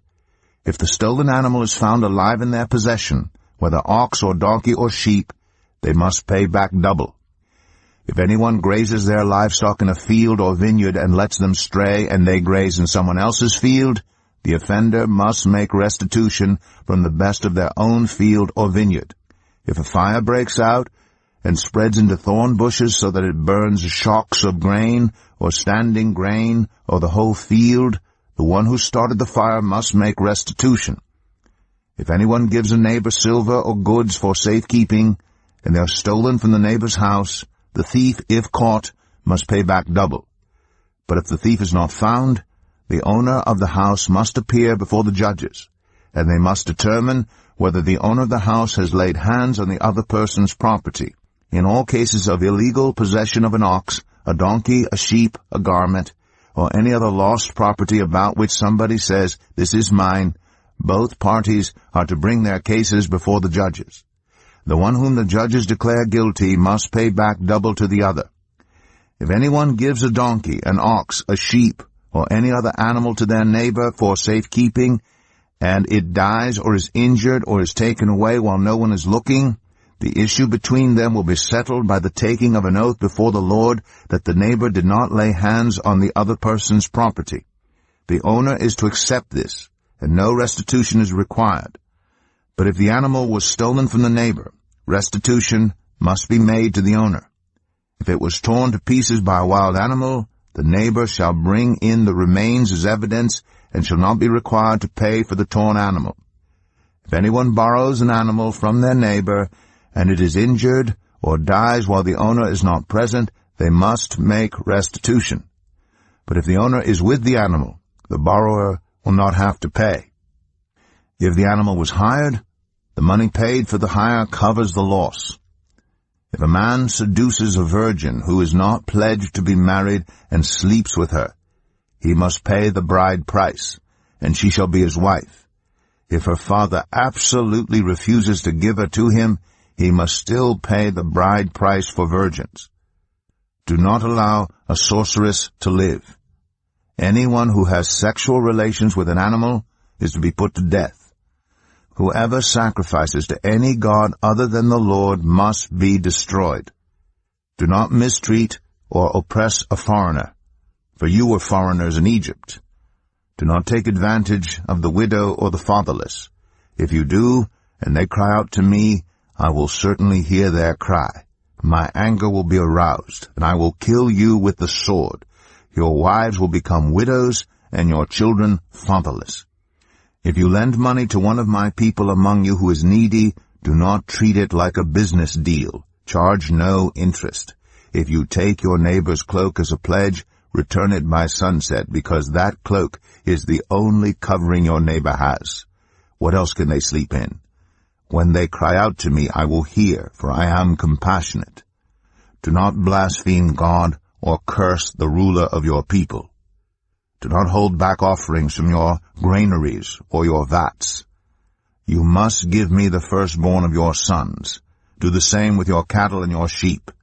Let them stay with their mothers for 7 days, but give them to me on the 8th day. You are to be my holy people. So do not eat the meat of an animal torn by wild beasts. Throw it to the dogs. Exodus 23. Do not spread false reports. Do not help a guilty person by being a malicious witness. Do not follow the crowd in doing wrong. When you give testimony in a lawsuit, do not pervert justice by siding with the crowd, and do not show favoritism to a poor person in a lawsuit. If you come across your enemy's ox or donkey wandering off, be sure to return it. If you see the donkey of someone who hates you fallen down under its load, do not leave it there. Be sure you help them with it. Do not deny justice to your poor people in their lawsuits. Have nothing to do with a false charge, and do not put an innocent or honest person to death, for I will not acquit the guilty. Do not accept a bribe, for a bribe blinds those who see and twists the words of the innocent. Do not oppress a foreigner. You yourselves know how it feels to be foreigners, because you were foreigners in Egypt. For 6 years you are to sow your fields and harvest the crops. But during the 7th year, let the land lie unplowed and unused. Then the poor among your people may get food from it, and the wild animals may eat what is left. Do the same with your vineyard and your olive grove. 6 days do your work, but on the 7th day do not work, so that your ox and your donkey may rest, and so that the slave born in your household and the foreigner living among you may be refreshed. Be careful to do everything I have said to you. Do not invoke the names of other gods. Do not let them be heard on your lips. 3 times a year you are to celebrate a festival to me. Celebrate the festival of unleavened bread. For 7 days eat bread made without yeast, as I commanded you. Do this at the appointed time in the month of Aviv, for in that month you came out of Egypt. No one is to appear before me empty-handed. Celebrate the festival of harvest with the first fruits of the crops you sow in your field. Celebrate the festival of ingathering at the end of the year, when you gather in your crops from the field. 3 times a year, all the men are to appear before the sovereign Lord. Do not offer the blood of a sacrifice to me along with anything containing yeast. The fat of my festival offerings must not be kept until morning. Bring the best of the first fruits of your soil to the house of the Lord your God. Do not cook a young goat in its mother's milk. See, I am sending an angel ahead of you to guard you along the way and to bring you to the place I have prepared. Pay attention to him and listen to what he says. Do not rebel against him. He will not forgive your rebellion, since my name is in him. If you listen carefully to what he says, and do all that I say, I will be an enemy to your enemies, and will oppose those who oppose you. My angel will go ahead of you, and bring you into the land of the Amorites, Hittites, Perizzites, Canaanites, Hivites, and Jebusites, and I will wipe them out. Do not bow down before their gods or worship them or follow their practices. You must demolish them, and break their sacred stones to pieces. Worship the Lord your God, and his blessing will be on your food and water. I will take away sickness from among you, and none will miscarry or be barren in your land. I will give you a full lifespan. I will send my terror ahead of you and throw into confusion every nation you encounter. I will make all your enemies turn their backs and run. I will send the hornet ahead of you to drive the Hivites, Canaanites, and Hittites out of your way. But I will not drive them out in a single year, because the land would become desolate and the wild animals too numerous for you. Little by little I will drive them out before you, until you have increased enough to take possession of the land. I will establish your borders from the Red Sea to the Mediterranean Sea, and from the desert to the Euphrates River. I will give into your hands the people who live in the land, and you will drive them out before you. Do not make a covenant with them or with their gods. Do not let them live in your land, or they will cause you to sin against me, because the worship of their gods will certainly be a snare to you. Exodus 24. Then the Lord said to Moses, Come up to the Lord, you and Aaron, Nadab and Abihu, and 70 of the elders of Israel. You are to worship at a distance, but Moses alone is to approach the Lord. The others must not come near, and the people may not come up with him. When Moses went and told the people all the Lord's words and laws, they responded with one voice, Everything the Lord has said, we will do. Moses then wrote down everything the Lord had said. He got up early the next morning and built an altar at the foot of the mountain and set up 12 stone pillars representing the 12 tribes of Israel. Then he sent young Israelite men, and they offered burnt offerings and sacrificed young bulls as fellowship offerings to the Lord. Moses took half of the blood and put it in bowls, and the other half he splashed against the altar. Then he took the book of the covenant and read it to the people. They responded, We will do everything the Lord has said. We will obey. Moses then took the blood, sprinkled it on the people, and said, This is the blood of the covenant that the Lord has made with you in accordance with all these words. Moses and Aaron, Nadab and Abihu, and the 70 elders of Israel went up and saw the God of Israel. Under his feet was something like a pavement made of lapis lazuli, as bright blue as the sky. But God did not raise his hand against these leaders of the Israelites. They saw God, and they ate and drank. The Lord said to Moses, Come up to me on the mountain and stay here, and I will give you the tablets of stone with the law and commandments I have written for their instruction. Then Moses set out with Joshua his aide, and Moses went up on the mountain of God. He said to the elders, Wait here for us until we come back to you. Aaron and Hur are with you, and anyone involved in a dispute can go to them. When Moses went up on the mountain, the cloud covered it, and the glory of the Lord settled on Mount Sinai.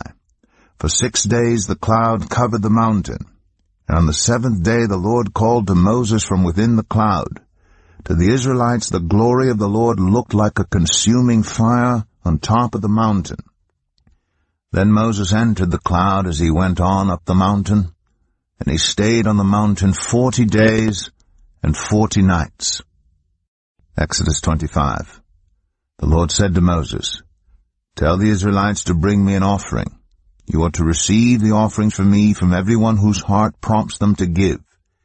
These are the offerings you are to receive from them: gold, silver, and bronze, blue, purple, and scarlet yarn, and fine linen, goat hair, ram skins dyed red, and another type of durable leather, acacia wood, olive oil for the light, spices for the anointing oil, and for the fragrant incense, and onyx stones, and other gems to be mounted on the ephod and breastpiece. Then have them make a sanctuary for me, and I will dwell among them. Make this tabernacle and all its furnishings exactly like the pattern I will show you. Have them make an ark of acacia wood, 2.5 cubits long, 1.5 cubits wide, and 1.5 cubits high. Overlay it with pure gold, both inside and out, and make a gold molding around it. Cast 4 gold rings for it, and fasten them to its 4 feet, with 2 rings on one side and 2 rings on the other. Then make poles of acacia wood, and overlay them with gold. Insert the poles into the rings on the sides of the ark to carry it. The poles are to remain in the rings of this ark. They are not to be removed. Then put in the ark the tablets of the covenant law, which I will give you. Make an atonement cover of pure gold, 2.5 cubits long and 1.5 cubits wide, and make 2 cherubim out of hammered gold at the ends of the cover. Make 1 cherub on one end and the 2nd cherub on the other. Make the cherubim of one piece with the cover at the 2 ends. The cherubim are to have their wings spread upward, overshadowing the cover with them. The cherubim are to face each other, looking toward the cover. Place the cover on top of the ark, and put in the ark the tablets of the covenant law that I will give you. There above the cover, between the two cherubim that are over the ark of the covenant law, I will meet with you, and give you all my commands for the Israelites. Make a table of acacia wood, 2 cubits long, a cubit wide, and a cubit and a half high. Overlay it with pure gold, and make a gold molding around it. Also make around it a rim, a handbreadth wide, and put a gold molding on the rim. Make 4 gold rings for the table, and fasten them to the 4 corners where the 4 legs are. The rings are to be close to the rim to hold the poles used in carrying the table. Make the poles of acacia wood, overlay them with gold, and carry the table with them. And make its plates and dishes of pure gold, as well as its pitchers and bowls for the pouring out of offerings. Put the bread of the presence on this table to be before me at all times. Make a lampstand of pure gold. Hammer out its base and shaft, and make its flower-like cups, buds, and blossoms of one piece with them. 6 branches are to extend from the sides of the lampstand, 3 on one side and 3 on the other. 3 cups shaped like almond flowers with buds and blossoms are to be on one branch, 3 on the next branch, and the same for all 6 branches extending from the lampstand. And on the lampstand there are to be 4 cups shaped like almond flowers with buds and blossoms. 1 bud shall be under the first pair of branches extending from the lampstand, a 2nd bud under the 2nd pair, and a 3rd bud under the 3rd pair, 6 branches in all. The buds and branches shall all be of one piece with the lampstand, hammered out of pure gold. Then make its 7 lamps, and set them up on it so that they light the space in front of it. Its wick trimmers and trays are to be of pure gold. A talent of pure gold is to be used for the lampstand and all these accessories. See that you make them according to the pattern shown you on the mountain. Exodus 26. Make the tabernacle with 10 curtains of finely twisted linen and blue, purple and scarlet yarn, with cherubim woven into them by a skilled worker. All the curtains are to be the same size, 28 cubits long and 4 cubits wide. Join 5 of the curtains together, and do the same with the other 5. Make loops of blue material along the edge of the end curtain in one set, and do the same with the end curtain in the other set. Make 50 loops on one curtain, and 50 loops on the end curtain of the other set, with the loops opposite each other. Then make 50 gold clasps, and use them to fasten the curtains together so that the tabernacle is a unit. Make curtains of goat hair for the tent over the tabernacle, 11 altogether. All 11 curtains are to be the same size, 30 cubits long and 4 cubits wide. Join 5 of the curtains together into one set, and the other 6 into another set. Fold the 6th curtain double at the front of the tent. Make 50 loops along the edge of the end curtain in one set, and also along the edge of the end curtain in the other set. Then make 50 bronze clasps, and put them in the loops to fasten the tent together as a unit. As for the additional length of the tent curtains, the half curtain that is left over is to hang down at the rear of the tabernacle. The tent curtains will be a cubit longer on both sides. What is left will hang over the sides of the tabernacle so as to cover it. Make for the tent a covering of ram skins dyed red, and over that a covering of the other durable leather. Make upright frames of acacia wood for the tabernacle. Each frame is to be 10 cubits long and a cubit and a half wide, with 2 projections set parallel to each other. Make all the frames of the tabernacle in this way. Make 20 frames for the south side of the tabernacle, and make 40 silver bases to go under them, 2 bases for each frame, 1 under each projection. For the other side, the north side of the tabernacle, make 20 frames, and 40 silver bases, 2 under each frame. Make 6 frames for the far end, that is, the west end of the tabernacle, and make 2 frames for the corners at the far end. At these two corners they must be double from the bottom all the way to the top and fitted into a single ring. Both shall be like that. So there will be 8 frames and 16 silver bases, 2 under each frame. Also make crossbars of acacia wood, 5 for the frames on one side of the tabernacle, 5 for those on the other side, and 5 for the frames on the west, at the far end of the tabernacle. The center crossbar is to extend from end to end at the middle of the frames. Overlay the frames with gold, and make gold rings to hold the crossbars. Also, overlay the crossbars with gold. Set up the tabernacle according to the plan shown you on the mountain. Make a curtain of blue, purple, and scarlet yarn, and finely twisted linen, with cherubim woven into it by a skilled worker. Hang it with gold hooks on 4 posts of acacia wood overlaid with gold, and standing on 4 silver bases. Hang the curtain from the clasps, and place the Ark of the Covenant law behind the curtain. The curtain will separate the holy place from the most holy place. Put the atonement cover on the Ark of the Covenant law in the most holy place. Place the table outside the curtain on the north side of the tabernacle, and put the lampstand opposite it on the south side. For the entrance to the tent, make a curtain of blue, purple, and scarlet yarn, and finely twisted linen, the work of an embroiderer. Make gold hooks for this curtain, and 5 posts of acacia wood overlaid with gold, and cast 5 bronze bases for them. Exodus 27. Build an altar of acacia wood 3 cubits high. It is to be square, 5 cubits long and 5 cubits wide. Make a horn at each of the 4 corners so that the horns in the altar are of one piece, and overlay the altar with bronze. Make all its utensils of bronze, its pots to remove the ashes, and its shovels, sprinkling bowls, meat forks, and fire pans. Make a grating for it, a bronze network, and make a bronze ring at each of the 4 corners of the network. Put it under the ledge of the altar so that it is halfway up the altar. Make poles of acacia wood for the altar and overlay them with bronze. The poles are to be inserted into the rings, so they will be on 2 sides of the altar when it is carried. Make the altar hollow out of boards. It is to be made just as you were shown on the mountain. Make a courtyard for the tabernacle. The south side shall be 100 cubits long, and is to have curtains of finely twisted linen, with 20 posts, and 20 bronze bases, and with silver hooks and bands on the posts. The north side shall also be 100 cubits long, and is to have curtains, with 20 posts and 20 bronze bases, and with silver hooks and bands on the posts. The west end of the courtyard shall be 50 cubits wide, and have curtains, with 10 posts and 10 bases.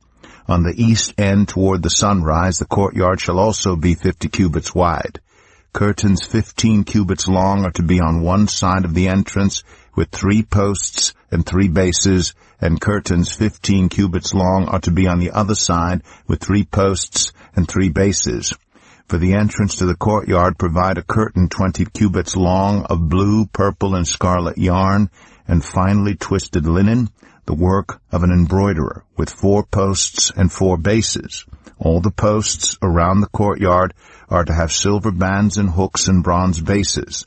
The courtyard shall be 100 cubits long and 50 cubits wide, with curtains of finely twisted linen 5 cubits high, and with bronze bases. All the other articles used in the service of the tabernacle, whatever their function, including all the tent pegs for it, and those for the courtyard, are to be of bronze. Command the Israelites to bring you clear oil of pressed olives for the light, so that the lamps may be kept burning. In the tent of meeting, outside the curtain that shields the Ark of the Covenant law, Aaron and his sons are to keep the lamps burning before the Lord from evening till morning. This is to be a lasting ordinance among the Israelites for the generations to come. Exodus 28. Have Aaron your brother brought to you from among the Israelites, along with his sons, Nadab and Abihu, Eleazar and Ithamar, so they may serve me as priests. Make sacred garments for your brother Aaron to give him dignity and honor. Tell all the skilled workers to whom I have given wisdom in such matters that they are to make garments for Aaron for his consecration, so he may serve me as priest. These are the garments they are to make: a breastpiece, an ephod, a robe, a woven tunic, a turban, and a sash. They are to make these sacred garments for your brother Aaron and his sons, so they may serve me as priests. Have them use gold and blue, purple, and scarlet yarn, and fine linen. Make the ephod of gold, and of blue, purple, and scarlet yarn, and of finely twisted linen, the work of skilled hands. It is to have 2 shoulder pieces attached to 2 of its corners, so it can be fastened. Its skillfully woven waistband is to be like it, of 1 piece with the ephod, and made with gold, and with blue, purple, and scarlet yarn, and with finely twisted linen. Take 2 onyx stones, and engrave on them the names of the sons of Israel in the order of their birth, 6 names on 1 stone, and the remaining 6 on the other. Engrave the names of the sons of Israel on the 2 stones the way a gem cutter engraves a seal.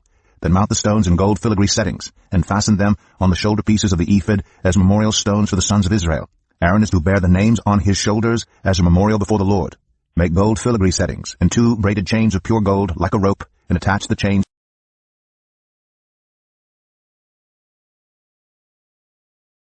to the settings. Fashion a breastpiece for making decisions, the work of skilled hands. Make it like the ephod, of gold, and of blue, purple, and scarlet yarn, and of finely twisted linen. It is to be square, a span long and a span wide, and folded double. Then mount 4 rows of precious stones on it. The first row shall be carnelian, chrysolite, and beryl. The second row shall be turquoise, lapis lazuli, and emerald. The third row shall be jacinth, agate, and amethyst. The fourth row shall be topaz, onyx, and jasper. Mount them in gold filigree settings. There are to be 12 stones, 1 for each of the names of the sons of Israel, each engraved like a seal with the name of one of the 12 tribes. For the breastpiece, make braided chains of pure gold, like a rope. Make 2 gold rings for it and fasten them to 2 corners of the breastpiece. Fasten the 2 gold chains to the rings at the corners of the breastpiece, and the other ends of the chains to the 2 settings, attaching them to the shoulder pieces of the ephod at the front. Make 2 gold rings and attach them to the other 2 corners of the breastpiece on the inside edge next to the ephod. Make 2 more gold rings and attach them to the bottom of the shoulder pieces on the front of the ephod, close to the seam just above the waistband of the ephod. The rings of the breastpiece are to be tied to the rings of the ephod with blue cord connecting it to the waistband, so that the breastpiece will not swing out from the ephod. Whenever Aaron enters the holy place, he will bear the names of the sons of Israel over his heart on the breastpiece of decision as a continuing memorial before the Lord. Also put the Urim and the Thummim in the breastpiece, so they may be over Aaron's heart whenever he enters the presence of the Lord. Thus Aaron will always bear the means of making decisions for the Israelites over his heart before the Lord. Make the robe of the ephod entirely of blue cloth, with an opening for the head in its center. There shall be a woven edge like a collar around this opening, so that it will not tear. Make pomegranates of blue, purple, and scarlet yarn around the hem of the robe, with gold bells between them. The gold bells and the pomegranates are to alternate around the hem of the robe. Aaron must wear it when he ministers. The sound of the bells will be heard when he enters the holy place before the Lord, and when he comes out, so that he will not die. Make a plate of pure gold, and engrave on it as on a seal, holy to the Lord. Fasten a blue cord to it to attach it to the turban. It is to be on the front of the turban. It will be on Aaron's forehead, and he will bear the guilt involved in the sacred gifts the Israelites consecrate, whatever their gifts may be. It will be on Aaron's forehead continually, so that they will be acceptable to the Lord. Weave the tunic of fine linen, and make the turban of fine linen. The sash is to be the work of an embroiderer. Make tunics, sashes, and caps for Aaron's sons, to give them dignity and honor. After you put these clothes on your brother Aaron and his sons, anoint and ordain them. Consecrate them so they may serve me as priests. Make linen undergarments as a covering for the body, reaching from the waist to the thigh. Aaron and his sons must wear them whenever they enter the tent of meeting or approach the altar to minister in the holy place, so that they will not incur guilt and die. This is to be a lasting ordinance for Aaron and his descendants. Exodus 29. This is what you are to do to consecrate them, so they may serve me as priests. Take a young bull and 2 rams without defect, and from the finest wheat flour make round loaves without yeast, thick loaves without yeast and with olive oil mixed in, and thin loaves without yeast and brushed with olive oil. Put them in a basket and present them along with the bull and the 2 rams. Then bring Aaron and his sons to the entrance to the tent of meeting, and wash them with water. Take the garments and dress Aaron with the tunic, the robe of the ephod itself, and the breastpiece. Fasten the ephod on him by its skillfully woven waistband. Put the turban on his head, and attach the sacred emblem to the turban. Take the anointing oil and anoint him by pouring it on his head. Bring his sons and dress them in tunics and fasten caps on them. Then tie sashes on Aaron and his sons. The priesthood is theirs by a lasting ordinance. Then you shall ordain Aaron and his sons. Bring the bull to the front of the tent of meeting, and Aaron and his sons shall lay their hands on its head. Slaughter it in the Lord's presence at the entrance to the tent of meeting. Take some of the bull's blood and put it on the horns of the altar with your finger, and pour out the rest of it at the base of the altar. Then take all the fat on the internal organs, the long lobe of the liver, and both kidneys with the fat on them, and burn them on the altar. But burn the bull's flesh and its hide and its intestines outside the camp. It is a sin offering. Take one of the rams, and Aaron and his sons shall lay their hands on its head. Slaughter it, and take the blood and splash it against the sides of the altar. Cut the ram into pieces, and wash the internal organs and the legs, putting them with the head and the other pieces. Then burn the entire ram on the altar. It is a burnt offering to the Lord, a pleasing aroma, a food offering presented to the Lord. Take the other ram, and Aaron and his sons shall lay their hands on its head. Slaughter it, take some of its blood, and put it on the lobes of the right ears of Aaron and his sons, on the thumbs of their right hands, and on the big toes of their right feet. Then splash blood against the sides of the altar, and take some blood from the altar, and some of the anointing oil, and sprinkle it on Aaron and his garments, and on his sons and their garments. Then he and his sons and their garments will be consecrated. Take from this ram the fat tail, the fat on the internal organs, the long lobe of the liver, both kidneys with the fat on them, and the right thigh. This is the ram for the ordination. From the basket of bread made without yeast, which is before the Lord, take 1 round loaf, 1 thick loaf with olive oil mixed in, and 1 thin loaf. Put all these in the hands of Aaron and his sons, and have them wave them before the Lord as a wave offering. Then take them from their hands, and burn them on the altar along with the burnt offering for a pleasing aroma to the Lord, a food offering presented to the Lord. After you take the breast of the ram for Aaron's ordination, wave it before the Lord as a wave offering, and it will be your share. Consecrate those parts of the ordination ram that belong to Aaron and his sons. The breast that was waved and the thigh that was presented, this is always to be the perpetual share from the Israelites for Aaron and his sons. It is the contribution the Israelites are to make to the Lord from their fellowship offerings. Aaron's sacred garments will belong to his descendants, so that they can be anointed and ordained in them. The son who succeeds him as priest and comes to the tent of meeting to minister in the holy place is to wear them 7 days. Take the ram for the ordination and cook the meat in a sacred place. At the entrance to the tent of meeting, Aaron and his sons are to eat the meat of the ram and the bread that is in the basket. They are to eat these offerings by which atonement was made for their ordination and consecration. But no one else may eat them, because they are sacred. And if any of the meat of the ordination ram or any bread is left over till morning, burn it up. It must not be eaten, because it is sacred. Do for Aaron and his sons everything I have commanded you, taking 7 days to ordain them. Sacrifice a bull each day as a sin offering to make atonement. Purify the altar by making atonement for it, and anoint it, to consecrate it. For 7 days make atonement for the altar, and consecrate it. Then the altar will be most holy, and whatever touches it will be holy.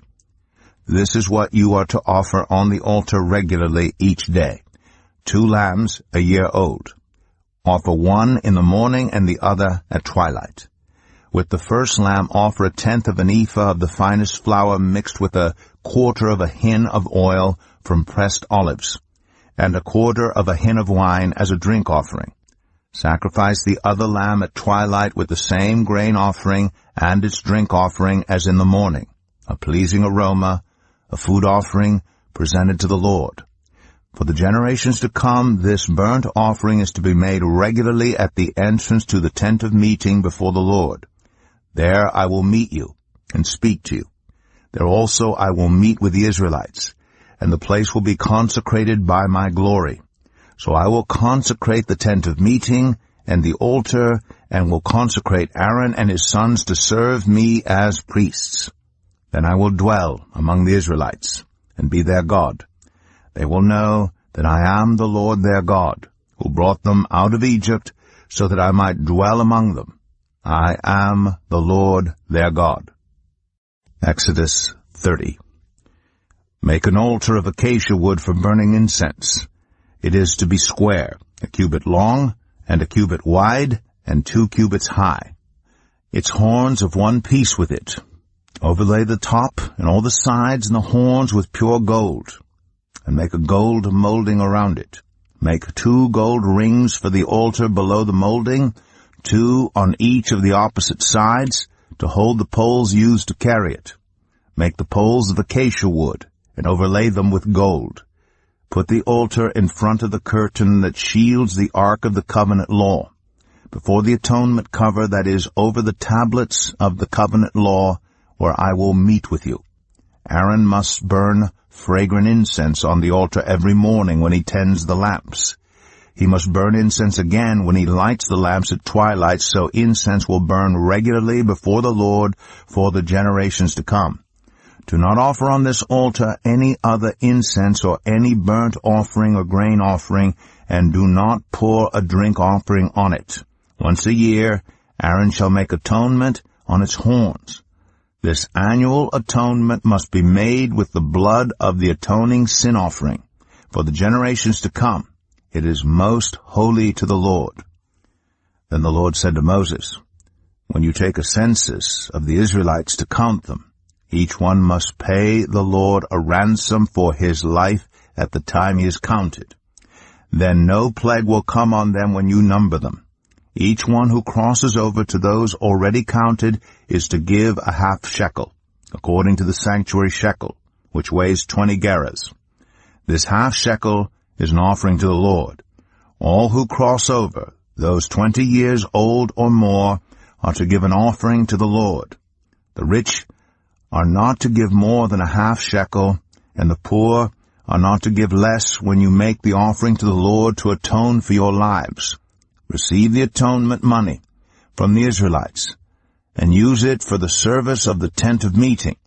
It will be a memorial for the Israelites before the Lord, making atonement for your lives. Then the Lord said to Moses, Make a bronze basin, with its bronze stand for washing. Place it between the tent of meeting and the altar, and put water in it. Aaron and his sons are to wash their hands and feet with water from it. Whenever they enter the tent of meeting, they shall wash with water so that they will not die. Also, when they approach the altar to minister by presenting a food offering to the Lord, they shall wash their hands and feet so that they will not die. This is to be a lasting ordinance for Aaron and his descendants for the generations to come. Then the Lord said to Moses, Take the following fine spices: 500 shekels of liquid myrrh, half as much, that is, 250 shekels of fragrant cinnamon, 250 shekels of fragrant calamus, 500 shekels of cassia, all according to the sanctuary shekel, and a hin of olive oil. Make these into a sacred anointing oil, a fragrant blend, the work of a perfumer. It will be the sacred anointing oil. Then use it to anoint the tent of meeting, the ark of the covenant law, the table, and all its articles, the lampstand, and its accessories, the altar of incense, the altar of burnt offering, and all its utensils, and the basin with its stand. You shall consecrate them so they will be most holy, and whatever touches them will be holy. Anoint Aaron and his sons, and consecrate them so they may serve me as priests. Say to the Israelites, this is to be my sacred anointing oil for the generations to come. Do not pour it on anyone else's body, and do not make any other oil using the same formula. It is sacred, and you are to consider it sacred. Whoever makes perfume like it and puts it on anyone other than a priest must be cut off from their people. Then the Lord said to Moses, take fragrant spices, gum resin, onycha, and galbanum, and pure frankincense, all in equal amounts, and make a fragrant blend of incense, the work of a perfumer. It is to be salted and pure and sacred. Grind some of it to powder, and place it in front of the ark of the covenant law, in the tent of meeting, where I will meet with you. It shall be most holy to you. Do not make any incense with this formula for yourselves. Consider it holy to the Lord. Whoever makes incense like it to enjoy its fragrance must be cut off from their people. Exodus 31.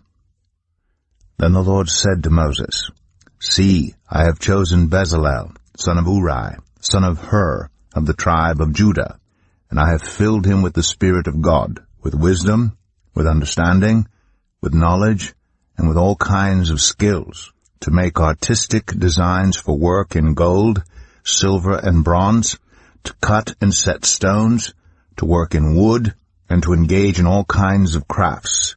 Moreover, I have appointed Aholiab, son of Ahisamach, of the tribe of Dan, to help him.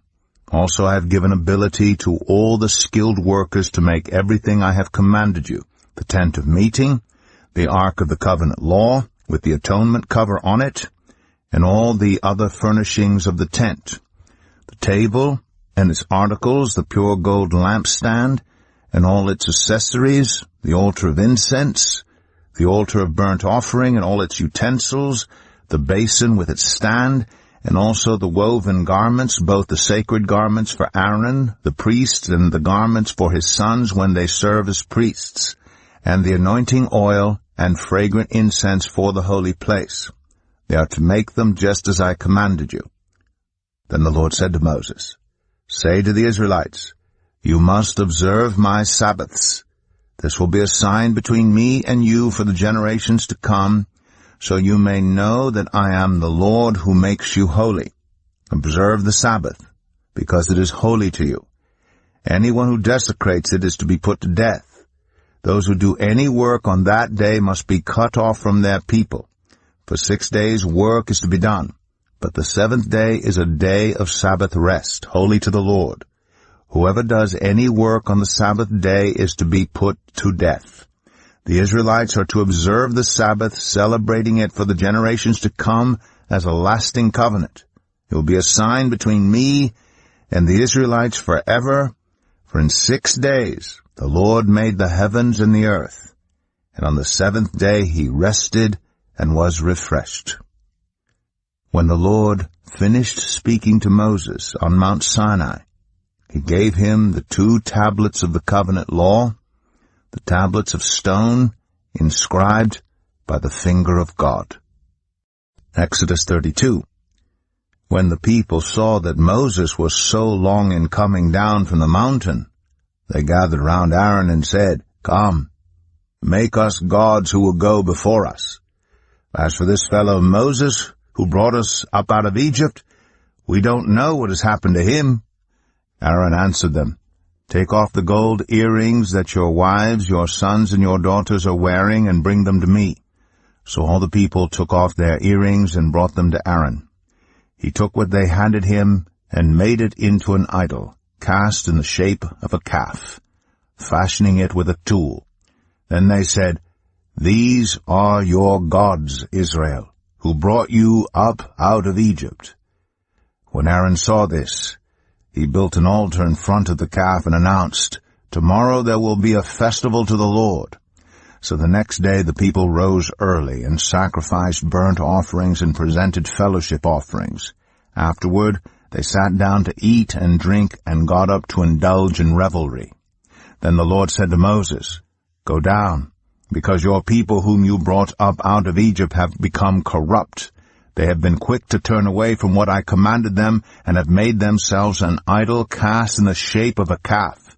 They have bowed down to it and sacrificed to it and have said, 'These are your gods, Israel, who brought you up out of Egypt.' I have seen these people," the Lord said to Moses, "and they are a stiff-necked people. Now leave me alone, so that my anger may burn against them, and that I may destroy them. Then I will make you into a great nation." But Moses sought the favor of the Lord his God. "Lord," he said, "why should your anger burn against your people whom you brought out of Egypt with great power and a mighty hand? Why should the Egyptians say, 'It was with evil intent that he brought them out, to kill them in the mountains, and to wipe them off the face of the earth'? Turn from your fierce anger, relent, and do not bring disaster on your people. Remember your servants Abraham, Isaac, and Israel, to whom you swore by your own self. I will make your descendants as numerous as the stars in the sky, and I will give your descendants all this land I promised them, and it will be their inheritance forever." Then the Lord relented, and did not bring on his people the disaster he had threatened.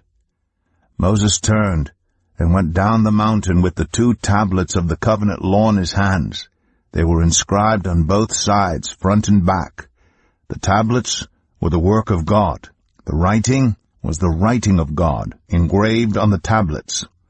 When Joshua heard the noise of the people shouting, he said to Moses, "There is the sound of war in the camp." Moses replied, "It is not the sound of victory. It is not the sound of defeat. It is the sound of singing that I hear." When Moses approached the camp and saw the calf and the dancing, his anger burned, and he threw the tablets out of his hands, breaking them to pieces at the foot of the mountain. And he took the calf the people had made and burned it in the fire. Then he ground it to powder, scattered it on the water, and made the Israelites drink it. He said to Aaron, "What did these people do to you, that you led them into such great sin?" "Do not be angry, my lord," Aaron answered. "You know how prone these people are to evil. They said to me, 'Make us gods who will go before us.' As for this fellow Moses who brought us up out of Egypt, we don't know what has happened to him." So I told them, "Whoever has any gold jewelry, take it off."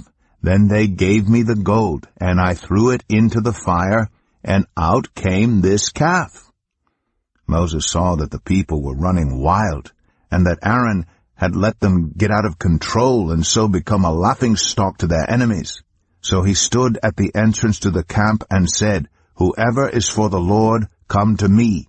And all the Levites rallied to him. Then he said to them, "This is what the Lord, the God of Israel, says. Each man strap a sword to his side.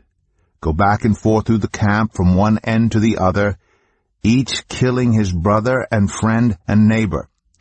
The Levites did as Moses commanded, and that day about 3,000 of the people died.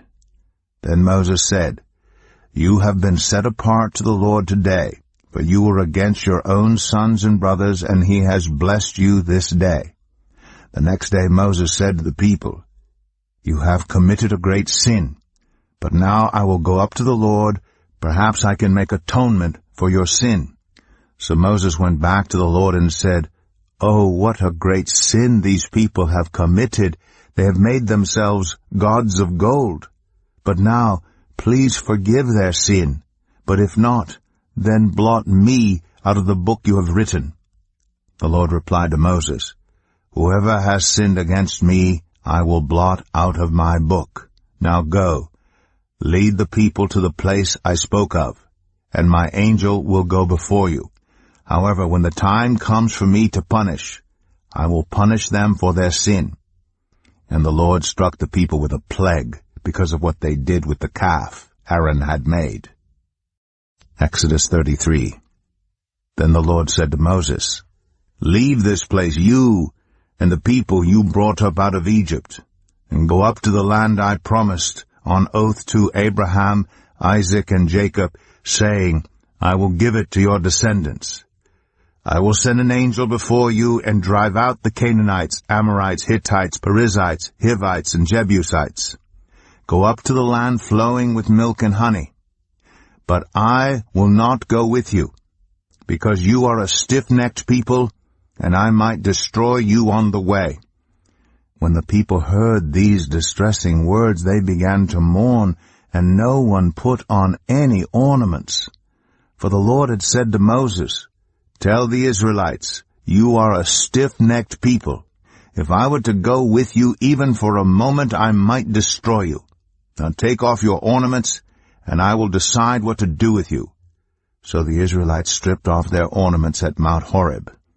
Now Moses used to take a tent and pitch it outside the camp some distance away, calling it the tent of meeting. Anyone inquiring of the Lord would go to the tent of meeting outside the camp.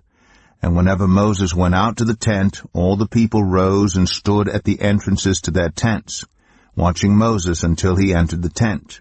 As Moses went into the tent, the pillar of cloud would come down and stay at the entrance, while the Lord spoke with Moses. Whenever the people saw the pillar of cloud standing at the entrance to the tent, they all stood and worshipped, each at the entrance to their tent. The Lord would speak to Moses face to face, as one speaks to a friend. Then Moses would return to the camp. But his young aide Joshua, son of Nun, did not leave the tent. Moses said to the Lord, "You have been telling me, lead these people, but you have not let me know whom you will send with me. You have said, I know you by name, and you have found favor with me. If you are pleased with me, teach me your ways, so I may know you, and continue to find favor with you. Remember that this nation is your people." The Lord replied, "My presence will go with you, and I will give you rest." Then Moses said to him, "If your presence does not go with us, do not send us up from here. How will anyone know that you are pleased with me and with your people unless you go with us? What else will distinguish me and your people from all the other people on the face of the earth?" And the Lord said to Moses, "I will do the very thing you have asked, because I am pleased with you, and I know you by name." Then Moses said, "Now, show me your glory." And the Lord said, "I will cause all my goodness to pass in front of you, and I will proclaim my name, the Lord, in your presence. I will have mercy on whom I will have mercy, and I will have compassion on whom I will have compassion. But," he said, "you cannot see my face, for no one may see me and live." Then the Lord said, "There is a place near me, where you may stand on a rock. When my glory passes by, I will put you in a cleft in the rock and cover you with my hand until I have passed by. Then I will remove my hand, and you will see my back, but my face must not be seen." Exodus 34. The Lord said to Moses, "Chisel out 2 stone tablets like the first ones, and I will write on them the words that were on the first tablets, which you broke. Be ready in the morning, and then come up on Mount Sinai. Present yourself to me there on top of the mountain. No one is to come with you or be seen anywhere on the mountain. Not even the flocks and herds may graze in front of the mountain." So Moses chiseled out 2 stone tablets like the first ones, and went up Mount Sinai early in the morning, as the Lord had commanded him. And he carried the 2 stone tablets in his hands. Then the Lord came down in the cloud, and stood there with him, and proclaimed his name, the Lord. And he passed in front of Moses, proclaiming, the Lord, the compassionate and gracious God, slow to anger, abounding in love and faithfulness, maintaining love to thousands, and forgiving wickedness, rebellion, and sin. Yet he does not leave the guilty unpunished. He punishes the children and their children for the sin of the parents to the third and fourth generation. Moses bowed to the ground at once and worshipped. Lord, he said, if I have found favor in your eyes, then let the Lord go with us. Although this is a stiff-necked people, forgive our wickedness and our sin, and take us as your inheritance. Then the Lord said, I am making a covenant with you. Before all your people I will do wonders never before done in any nation in all the world. The people you live among will see how awesome is the work that I, the Lord, will do for you. Obey what I command you today. I will drive out before you the Amorites, Canaanites, Hittites, Perizzites, Hivites, and Jebusites. Be careful not to make a treaty with those who live in the land where you are going, or they will be a snare among you. Break down their altars, smash their sacred stones, and cut down their Asherah poles. Do not worship any other god, for the Lord, whose name is jealous, is a jealous God. Be careful not to make a treaty with those who live in the land, for when they prostitute themselves to their gods and sacrifice to them, they will invite you, and you will eat their sacrifices. And when you choose some of their daughters as wives for your sons, and those daughters prostitute themselves to their gods, they will lead your sons to do the same. Do not make any idols. Celebrate the festival of unleavened bread. For 7 days eat bread made without yeast, as I commanded you. Do this at the appointed time in the month of Aviv, for in that month you came out of Egypt. The first offspring of every womb belongs to me, including all the firstborn males of your livestock, whether from herd or flock. Redeem the firstborn donkey with a lamb, but if you do not redeem it, break its neck. Redeem all your firstborn sons. No one is to appear before me empty-handed. 6 days you shall labor, but on the 7th day you shall rest. Even during the plowing season and harvest you must rest. Celebrate the festival of weeks with the first fruits of the wheat harvest, and the festival of ingathering at the turn of the year. 3 times a year all your men are to appear before the sovereign Lord, the God of Israel. I will drive out nations before you, and enlarge your territory, and no one will covet your land when you go up 3 times each year to appear before the Lord your God. Do not offer the blood of a sacrifice to me along with anything containing yeast, and do not let any of the sacrifice from the Passover festival remain until morning. Bring the best of the first fruits of your soil to the house of the Lord your God. Do not cook a young goat in its mother's milk.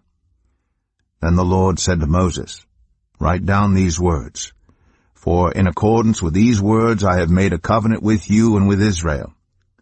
Moses was there with the Lord 40 days and 40 nights without eating bread or drinking water, and he wrote on the tablets the words of the covenant, the 10 Commandments. When Moses came down from Mount Sinai with the 2 tablets of the covenant law in his hands, he was not aware that his face was radiant, because he had spoken with the Lord. When Aaron and all the Israelites saw Moses, his face was radiant, and they were afraid to come near him. But Moses called to them. So Aaron and all the leaders of the community came back to him, and he spoke to them. Afterward all the Israelites came near him, and he gave them all the commands the Lord had given him on Mount Sinai. When Moses finished speaking to them, he put a veil over his face. But whenever he entered the Lord's presence to speak with him, he removed the veil until he came out. And when he came out and told the Israelites what he had been commanded, they saw that his face was radiant. Then Moses would put the veil back over his face until he went in to speak with the Lord. Exodus 35. Moses assembled the whole Israelite community and said to them, "These are the things the Lord has commanded you to do. For 6 days work is to be done. But the 7th day shall be your holy day, a day of Sabbath rest to the Lord. Whoever does any work on it is to be put to death. Do not light a fire in any of your dwellings on the Sabbath day." Moses said to the whole Israelite community, "This is what the Lord has commanded. From what you have, take an offering for the Lord.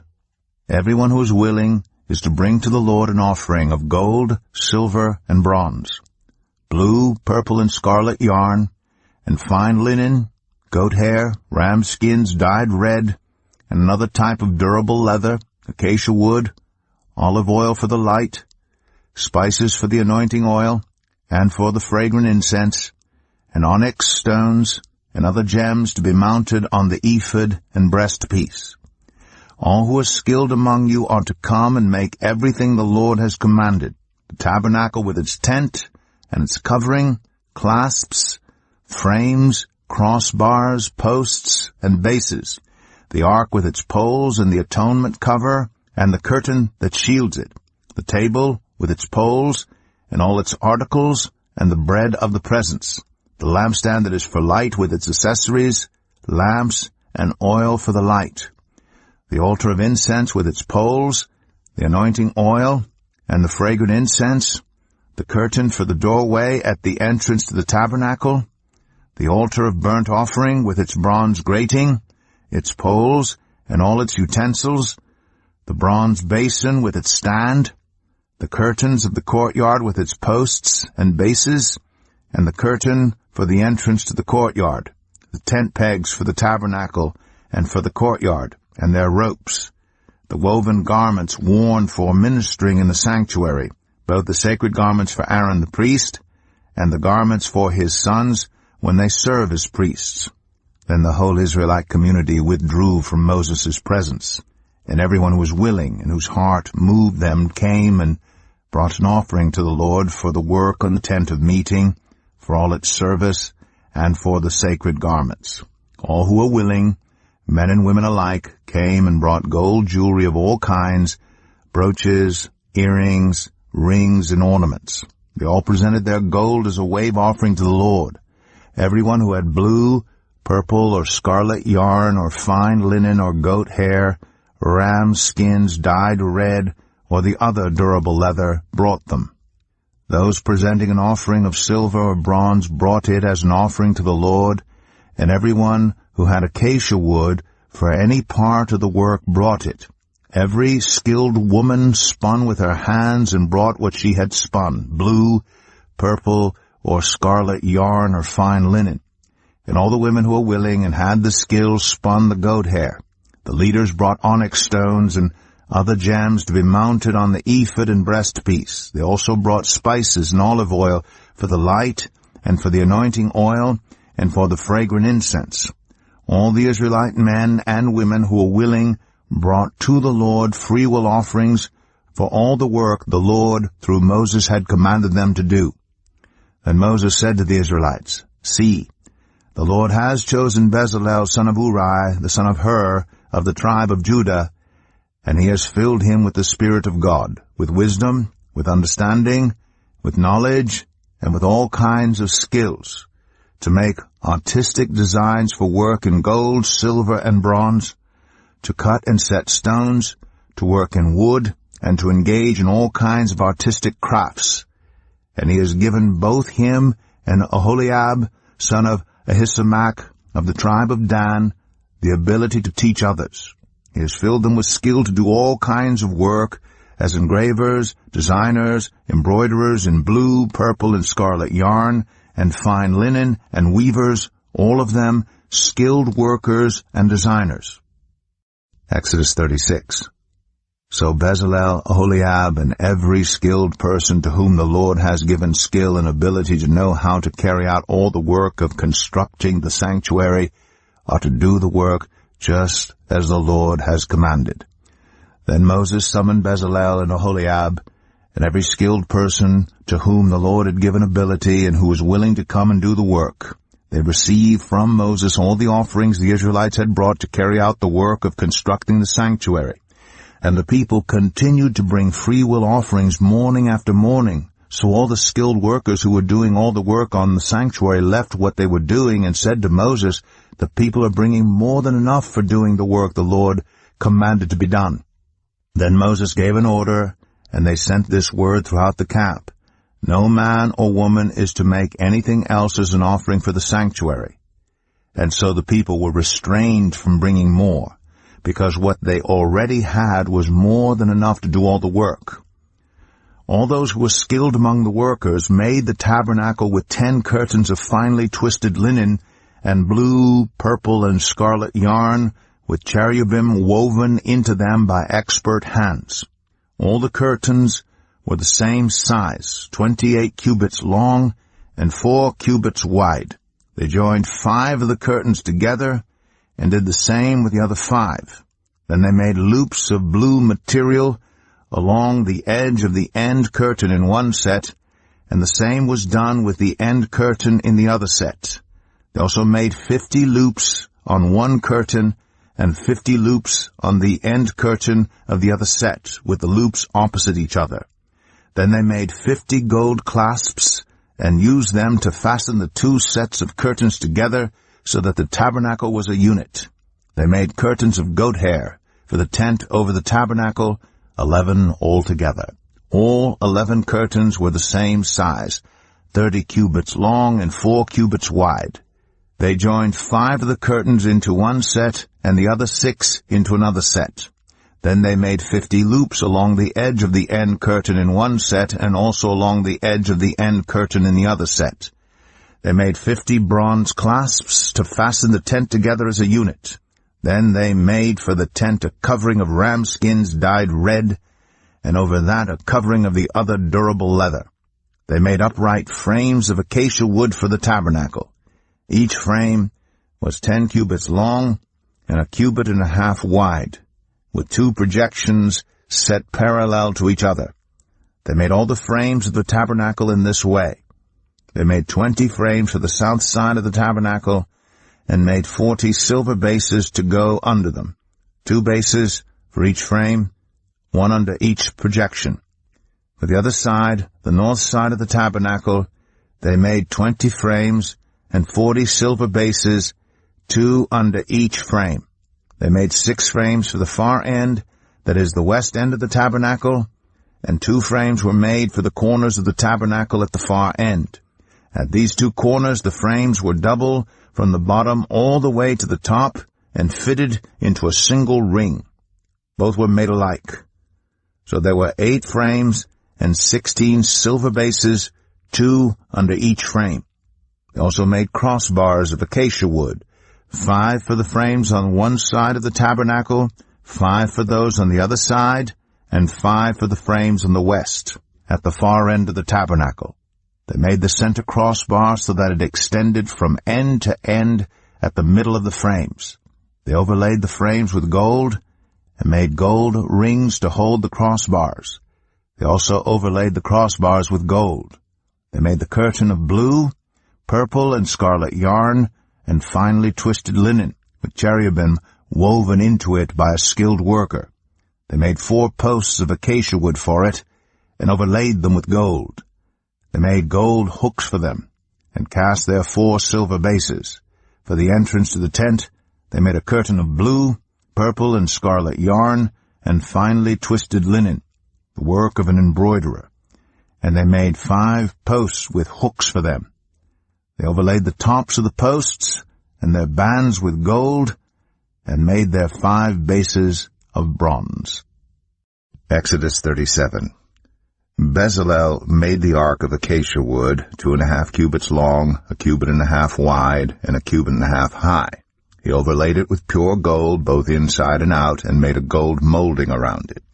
He cast 4 gold rings for it, and fastened them to its 4 feet, with 2 rings on one side and 2 rings on the other. Then he made poles of acacia wood, and overlaid them with gold. And he inserted the poles into the rings on the sides of the ark to carry it. He made the atonement cover of pure gold, 2.5 cubits long and 1.5 cubits wide. Then he made 2 cherubim out of hammered gold at the ends of the cover. He made 1 cherub on one end and the second cherub on the other. At the 2 ends he made them of one piece with the cover. The cherubim had their wings spread upward, overshadowing the cover with them. The cherubim faced each other, looking toward the cover. They made the table of acacia wood, 2 cubits long, 1 cubit wide, and 1.5 cubits high. Then they overlaid it with pure gold and made a gold molding around it. They also made around it a rim, a handbreadth wide, and put a gold molding on the rim. They cast 4 gold rings for the table and fastened them to the 4 corners where the 4 legs were. The rings were put close to the rim to hold the poles used in carrying the table. The poles for carrying the table were made of acacia wood and were overlaid with gold. And they made from pure gold the articles for the table, its plates and dishes and bowls and its pitchers for the pouring out of drink offerings. They made the lampstand of pure gold. They hammered out its base and shaft and made its flower-like cups, buds, and blossoms of one piece with them. 6 branches extended from the sides of the lampstand, 3 on one side and 3 on the other. 3 cups shaped like almond flowers with buds and blossoms were on one branch, 3 on the next branch, and the same for all 6 branches extending from the lampstand. And on the lampstand were 4 cups shaped like almond flowers with buds and blossoms. 1 bud was under the first pair of branches extending from the lampstand, a 2nd bud under the 2nd pair, and a 3rd bud under the 3rd pair, 6 branches in all. The buds and the branches were all of one piece with the lampstand hammered out of pure gold. They made its 7 lamps as well as its wick trimmers and trays of pure gold. They made the lampstand and all its accessories from 1 talent of pure gold. They made the altar of incense out of acacia wood. It was square, 1 cubit long and 1 cubit wide and 2 cubits high. Its horns of one piece with it. They overlaid the top and all the sides and the horns with pure gold, and made a gold molding around it. They made 2 gold rings below the molding, 2 on each of the opposite sides, to hold the poles used to carry it. They made the poles of acacia wood and overlaid them with gold. They also made the sacred anointing oil and the pure, fragrant incense, the work of a perfumer. Exodus 38. They built the altar of burnt offering of acacia wood, 3 cubits high. It was square, 5 cubits long and 5 cubits wide. They made a horn at each of the 4 corners so that the horns and the altar were of one piece, and they overlaid the altar with bronze. They made all its utensils of bronze, its pots, shovels, sprinkling bowls, meat forks, and fire pans. They made a grating for the altar, a bronze network to be under its ledge halfway up the altar. They cast bronze rings to hold the poles for the 4 corners of the bronze grating. They made the poles of acacia wood and overlaid them with bronze. They inserted the poles into the rings so they would be on the sides of the altar for carrying it. They made it hollow out of boards. They made the bronze basin and its bronze stand from the mirrors of the women who served at the entrance to the tent of meeting. Next they made the courtyard. The south side was 100 cubits long and had curtains of finely twisted linen, with 20 posts and 20 bronze bases, and with silver hooks and bands on the post. The north side was also 100 cubits long, and had 20 posts and 20 bronze bases with silver hooks and bands on the post. The west end was 50 cubits wide and had curtains, with 10 posts and 10 bases, with silver hooks and bands on the posts. The east end toward the sunrise was also 50 cubits wide. Curtains 15 cubits long were on one side of the entrance with 3 posts and 3 bases, and curtains 15 cubits long were on the other side of the entrance to the courtyard, with 3 posts and 3 bases. All the curtains around the courtyard were of finely twisted linen. The bases for the posts were bronze. The hooks and bands on the posts were silver, and their tops were overlaid with silver. So all the posts of the courtyard had silver bands.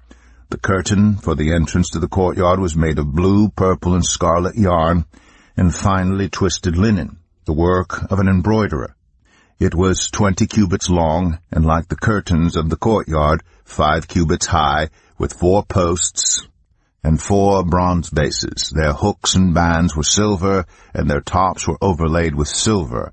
All the tent pegs of the tabernacle and of the surrounding courtyard were bronze. These are the amounts of the material used for the tabernacle. The tabernacle of the covenant law, which were recorded at Moses' command by the Levites under the direction of Ithamar, son of Aaron, the priest. Bezalel, son of Uri, the son of Hur, of the tribe of Judah, made everything the Lord commanded Moses. With him was Oholiab, son of Ahisamach, of the tribe of Dan, an engraver and designer, and an embroiderer in blue, purple, and scarlet yarn and fine linen. The total amount of the gold from the wave offering used for all the work on the sanctuary was 29 talents and 730 shekels, according to the sanctuary shekel. The silver obtained from those of the community who were counted in the census was 100 talents and 1,775 shekels, according to the sanctuary shekel. 1 becca per person, that is half a shekel, according to the sanctuary shekel, from everyone who had crossed over to those counted, 20 years old or more, a total of 603,550 men. The 100 talents of silver were used to cast the bases for the sanctuary and for the curtain, 100 bases from the 100 talents, 1 talent for each base. They used the 1,775 shekels to make the hooks for the posts, to overlay the tops of the post, and to make their bands. The bronze from the wave offering was 70 talents and 2,400 shekels. They used it to make the bases for the entrance to the tent of meeting, the bronze altar with its bronze grating and all its utensils, the bases for the surrounding courtyard and those for its entrance, and all the tent pegs for the tabernacle and those for the surrounding courtyard. Exodus 39. From the blue, purple, and scarlet yarn, they made woven garments for ministering in the sanctuary. They also made sacred garments for Aaron, as the Lord commanded Moses. They made the ephod of gold, and of blue, purple, and scarlet yarn, and of finely twisted linen. They hammered out thin sheets of gold and cut strands to be worked into the blue, purple, and scarlet yarn and fine linen, the work of skilled hands. They made shoulder pieces for the ephod, which were attached to 2 of its corners so it could be fastened. Its skillfully woven waistband was like it, of 1 piece, with the ephod, and made with gold and with blue, purple, and scarlet yarn, and with finely twisted linen, as the Lord commanded Moses. They mounted the onyx stones in gold filigree settings, and engraved them like a seal with the names of the sons of Israel. Then they fastened them on the shoulder pieces of the ephod as memorial stones for the sons of Israel, as the Lord commanded Moses. They fastened the breastpiece, the work of a skilled craftsman. They made it like the ephod, of gold and of blue, purple, and scarlet yarn, and of finely twisted linen. It was square, a span long and a span wide, and folded double. Then they mounted 4 rows of precious stones on it. The first row was cornelian, chrysolite, and beryl. The second row was turquoise, lapis lazuli, and emerald. The third row was jacinth, agate, and amethyst. The fourth row was topaz, onyx, and jasper. They were mounted in gold filigree settings. There were 12 stones, 1 for each of the names of the sons of Israel, each engraved like a seal with the name of one of the 12 tribes. For the breastpiece they made braided chains of pure gold like a rope. They made 2 gold filigree settings and 2 gold rings, and fastened the rings to 2 of the corners of the breastpiece. They fastened the 2 gold chains to the rings at the corners of the breastpiece, and the other ends of the chains to the 2 settings, attaching them to the shoulder pieces of the ephod at the front. They made 2 gold rings, and attached them to the other 2 corners of the breastpiece on the inside edge next to the ephod. Then they made 2 more gold rings, and attached them to the bottom of the shoulder pieces on the front of the ephod, close to the seam, just above the waistband of the ephod. They tied the rings of the breastpiece to the rings of the ephod with blue cord, connecting it to the waistband so that the breastpiece would not swing out from the ephod, as the Lord commanded Moses. They made the robe of the ephod entirely of blue cloth, the work of a weaver, with an opening in the center of the robe like the opening of a collar, and a band around this opening so that it would not tear. They made pomegranates of blue, purple, and scarlet yarn and finely twisted linen around the hem of the robe. And they made bells of pure gold and attached them around the hem between the pomegranates. The bells and pomegranates alternated around the hem of the robe to be worn for ministering, as the Lord commanded Moses. For Aaron and his sons they made tunics of fine linen, the work of a weaver, and the turban of fine linen, the linen caps, and the undergarments of finely twisted linen. The sash was made of finely twisted linen and blue, purple, and scarlet yarn, the work of an embroiderer, as the Lord commanded Moses. They made the plate, the sacred emblem, out of pure gold, and engraved on it, like an inscription on a seal, Holy to the Lord. Then they fastened a blue cord to it to attach it to the turban, as the Lord commanded Moses. So all the work on the tabernacle, the tent of meeting, was completed. The Israelites did everything just as the Lord commanded Moses. Then they brought the tabernacle to Moses, the tent and all its furnishings, its clasps, frames, crossbars, posts, and bases, the covering of ram skins dyed red, and the covering of another durable leather, and the shielding curtain, the ark of the covenant law with its poles, and the atonement cover, the table with all its articles, and the bread of the presence, the pure gold lampstand with its row of lamps and all its accessories, and the olive oil for the light, the gold altar, the anointing oil, the fragrant incense, and the curtain for the entrance to the tent, the bronze altar with its bronze grating, its poles and all its utensils, the basin with its stand, the curtains of the courtyard with its posts and bases, and the curtain for the entrance to the courtyard, the ropes and tent pegs for the courtyard, all the furnishings for the tabernacle, the tent of meeting, and the woven garments worn for ministering in the sanctuary, both the sacred garments for Aaron the priest, and the garments for his sons when serving as priests. The Israelites had done all the work just as the Lord had commanded Moses. Moses inspected the work and saw that they had done it just as the Lord had commanded. So Moses blessed them. Exodus 40.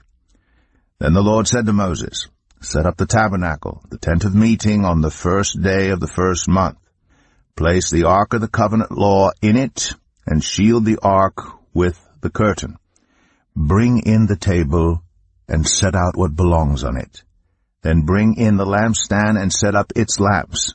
Place the gold altar of incense in front of the ark of the covenant law, and put the curtain at the entrance to the tabernacle. Place the altar of burnt offering in front of the entrance to the tabernacle, the tent of meeting. Place the basin between the tent of meeting and the altar, and put water in it. Set up the courtyard around it, and put the curtain at the entrance to the courtyard. Take the anointing oil, and anoint the tabernacle and everything in it. Consecrate it, and all its furnishings, and it will be holy. Then anoint the altar of burnt offering and all its utensils. Consecrate the altar, and it will be most holy. Anoint the basin and its stand, and consecrate them. Bring Aaron and his sons to the entrance to the tent of meeting, and wash them with water. Then dress Aaron in the sacred garments. Anoint him, and consecrate him so he may serve me as priest. Bring his sons, and dress them in tunics. Anoint them just as you anointed their father, so they may serve me as priests. Their anointing will be to a priesthood that will continue throughout their generations. Moses did everything just as the Lord commanded him. So the tabernacle was set up on the first day of the first month in the second year. When Moses set up the tabernacle, he put the bases in place, erected the frames, inserted the crossbars, and set up the posts. Then he spread the tent over the tabernacle, and put the covering over the tent, as the Lord commanded him. He took the tablets of the covenant law and placed them in the ark, attached the poles to the ark, and put the atonement cover over it. Then he brought the ark into the tabernacle, and hung the shielding curtain, and shielded the ark of the covenant law, as the Lord commanded him. Moses placed the table in the tent of meeting on the north side of the tabernacle outside the curtain, and set out the bread on it before the Lord, as the Lord commanded him. He placed the lampstand in the tent of meeting opposite the table on the south side of the tabernacle, and set up the lamps before the Lord as the Lord commanded him. Moses placed the gold altar in the tent of meeting in front of the curtain, and burned fragrant incense on it as the Lord commanded him. Then he put up the curtain at the entrance to the tabernacle. He set the altar of burnt offering near the entrance to the tabernacle, the tent of meeting, and offered on it burnt offerings and grain offerings as the Lord commanded him. He placed the basin between the tent of meeting and the altar, and put water in it for washing. And Moses and Aaron and his sons used it to wash their hands and feet. They washed whenever they entered the tent of meeting or approached the altar as the Lord commanded Moses. Then Moses set up the courtyard around the tabernacle and altar, and put up the curtain at the entrance to the courtyard, and so Moses finished the work. Then the cloud covered the tent of meeting, and the glory of the Lord filled the tabernacle. Moses could not enter the tent of meeting because the cloud had settled on it, and the glory of the Lord filled the tabernacle. In all the travels of the Israelites, whenever the cloud lifted from above the tabernacle, they would set out. But if the cloud did not lift, they did not set out until the day it lifted. So the cloud of the Lord was over the tabernacle by day, and fire was in the cloud by night, in the sight of all the Israelites during all their travels.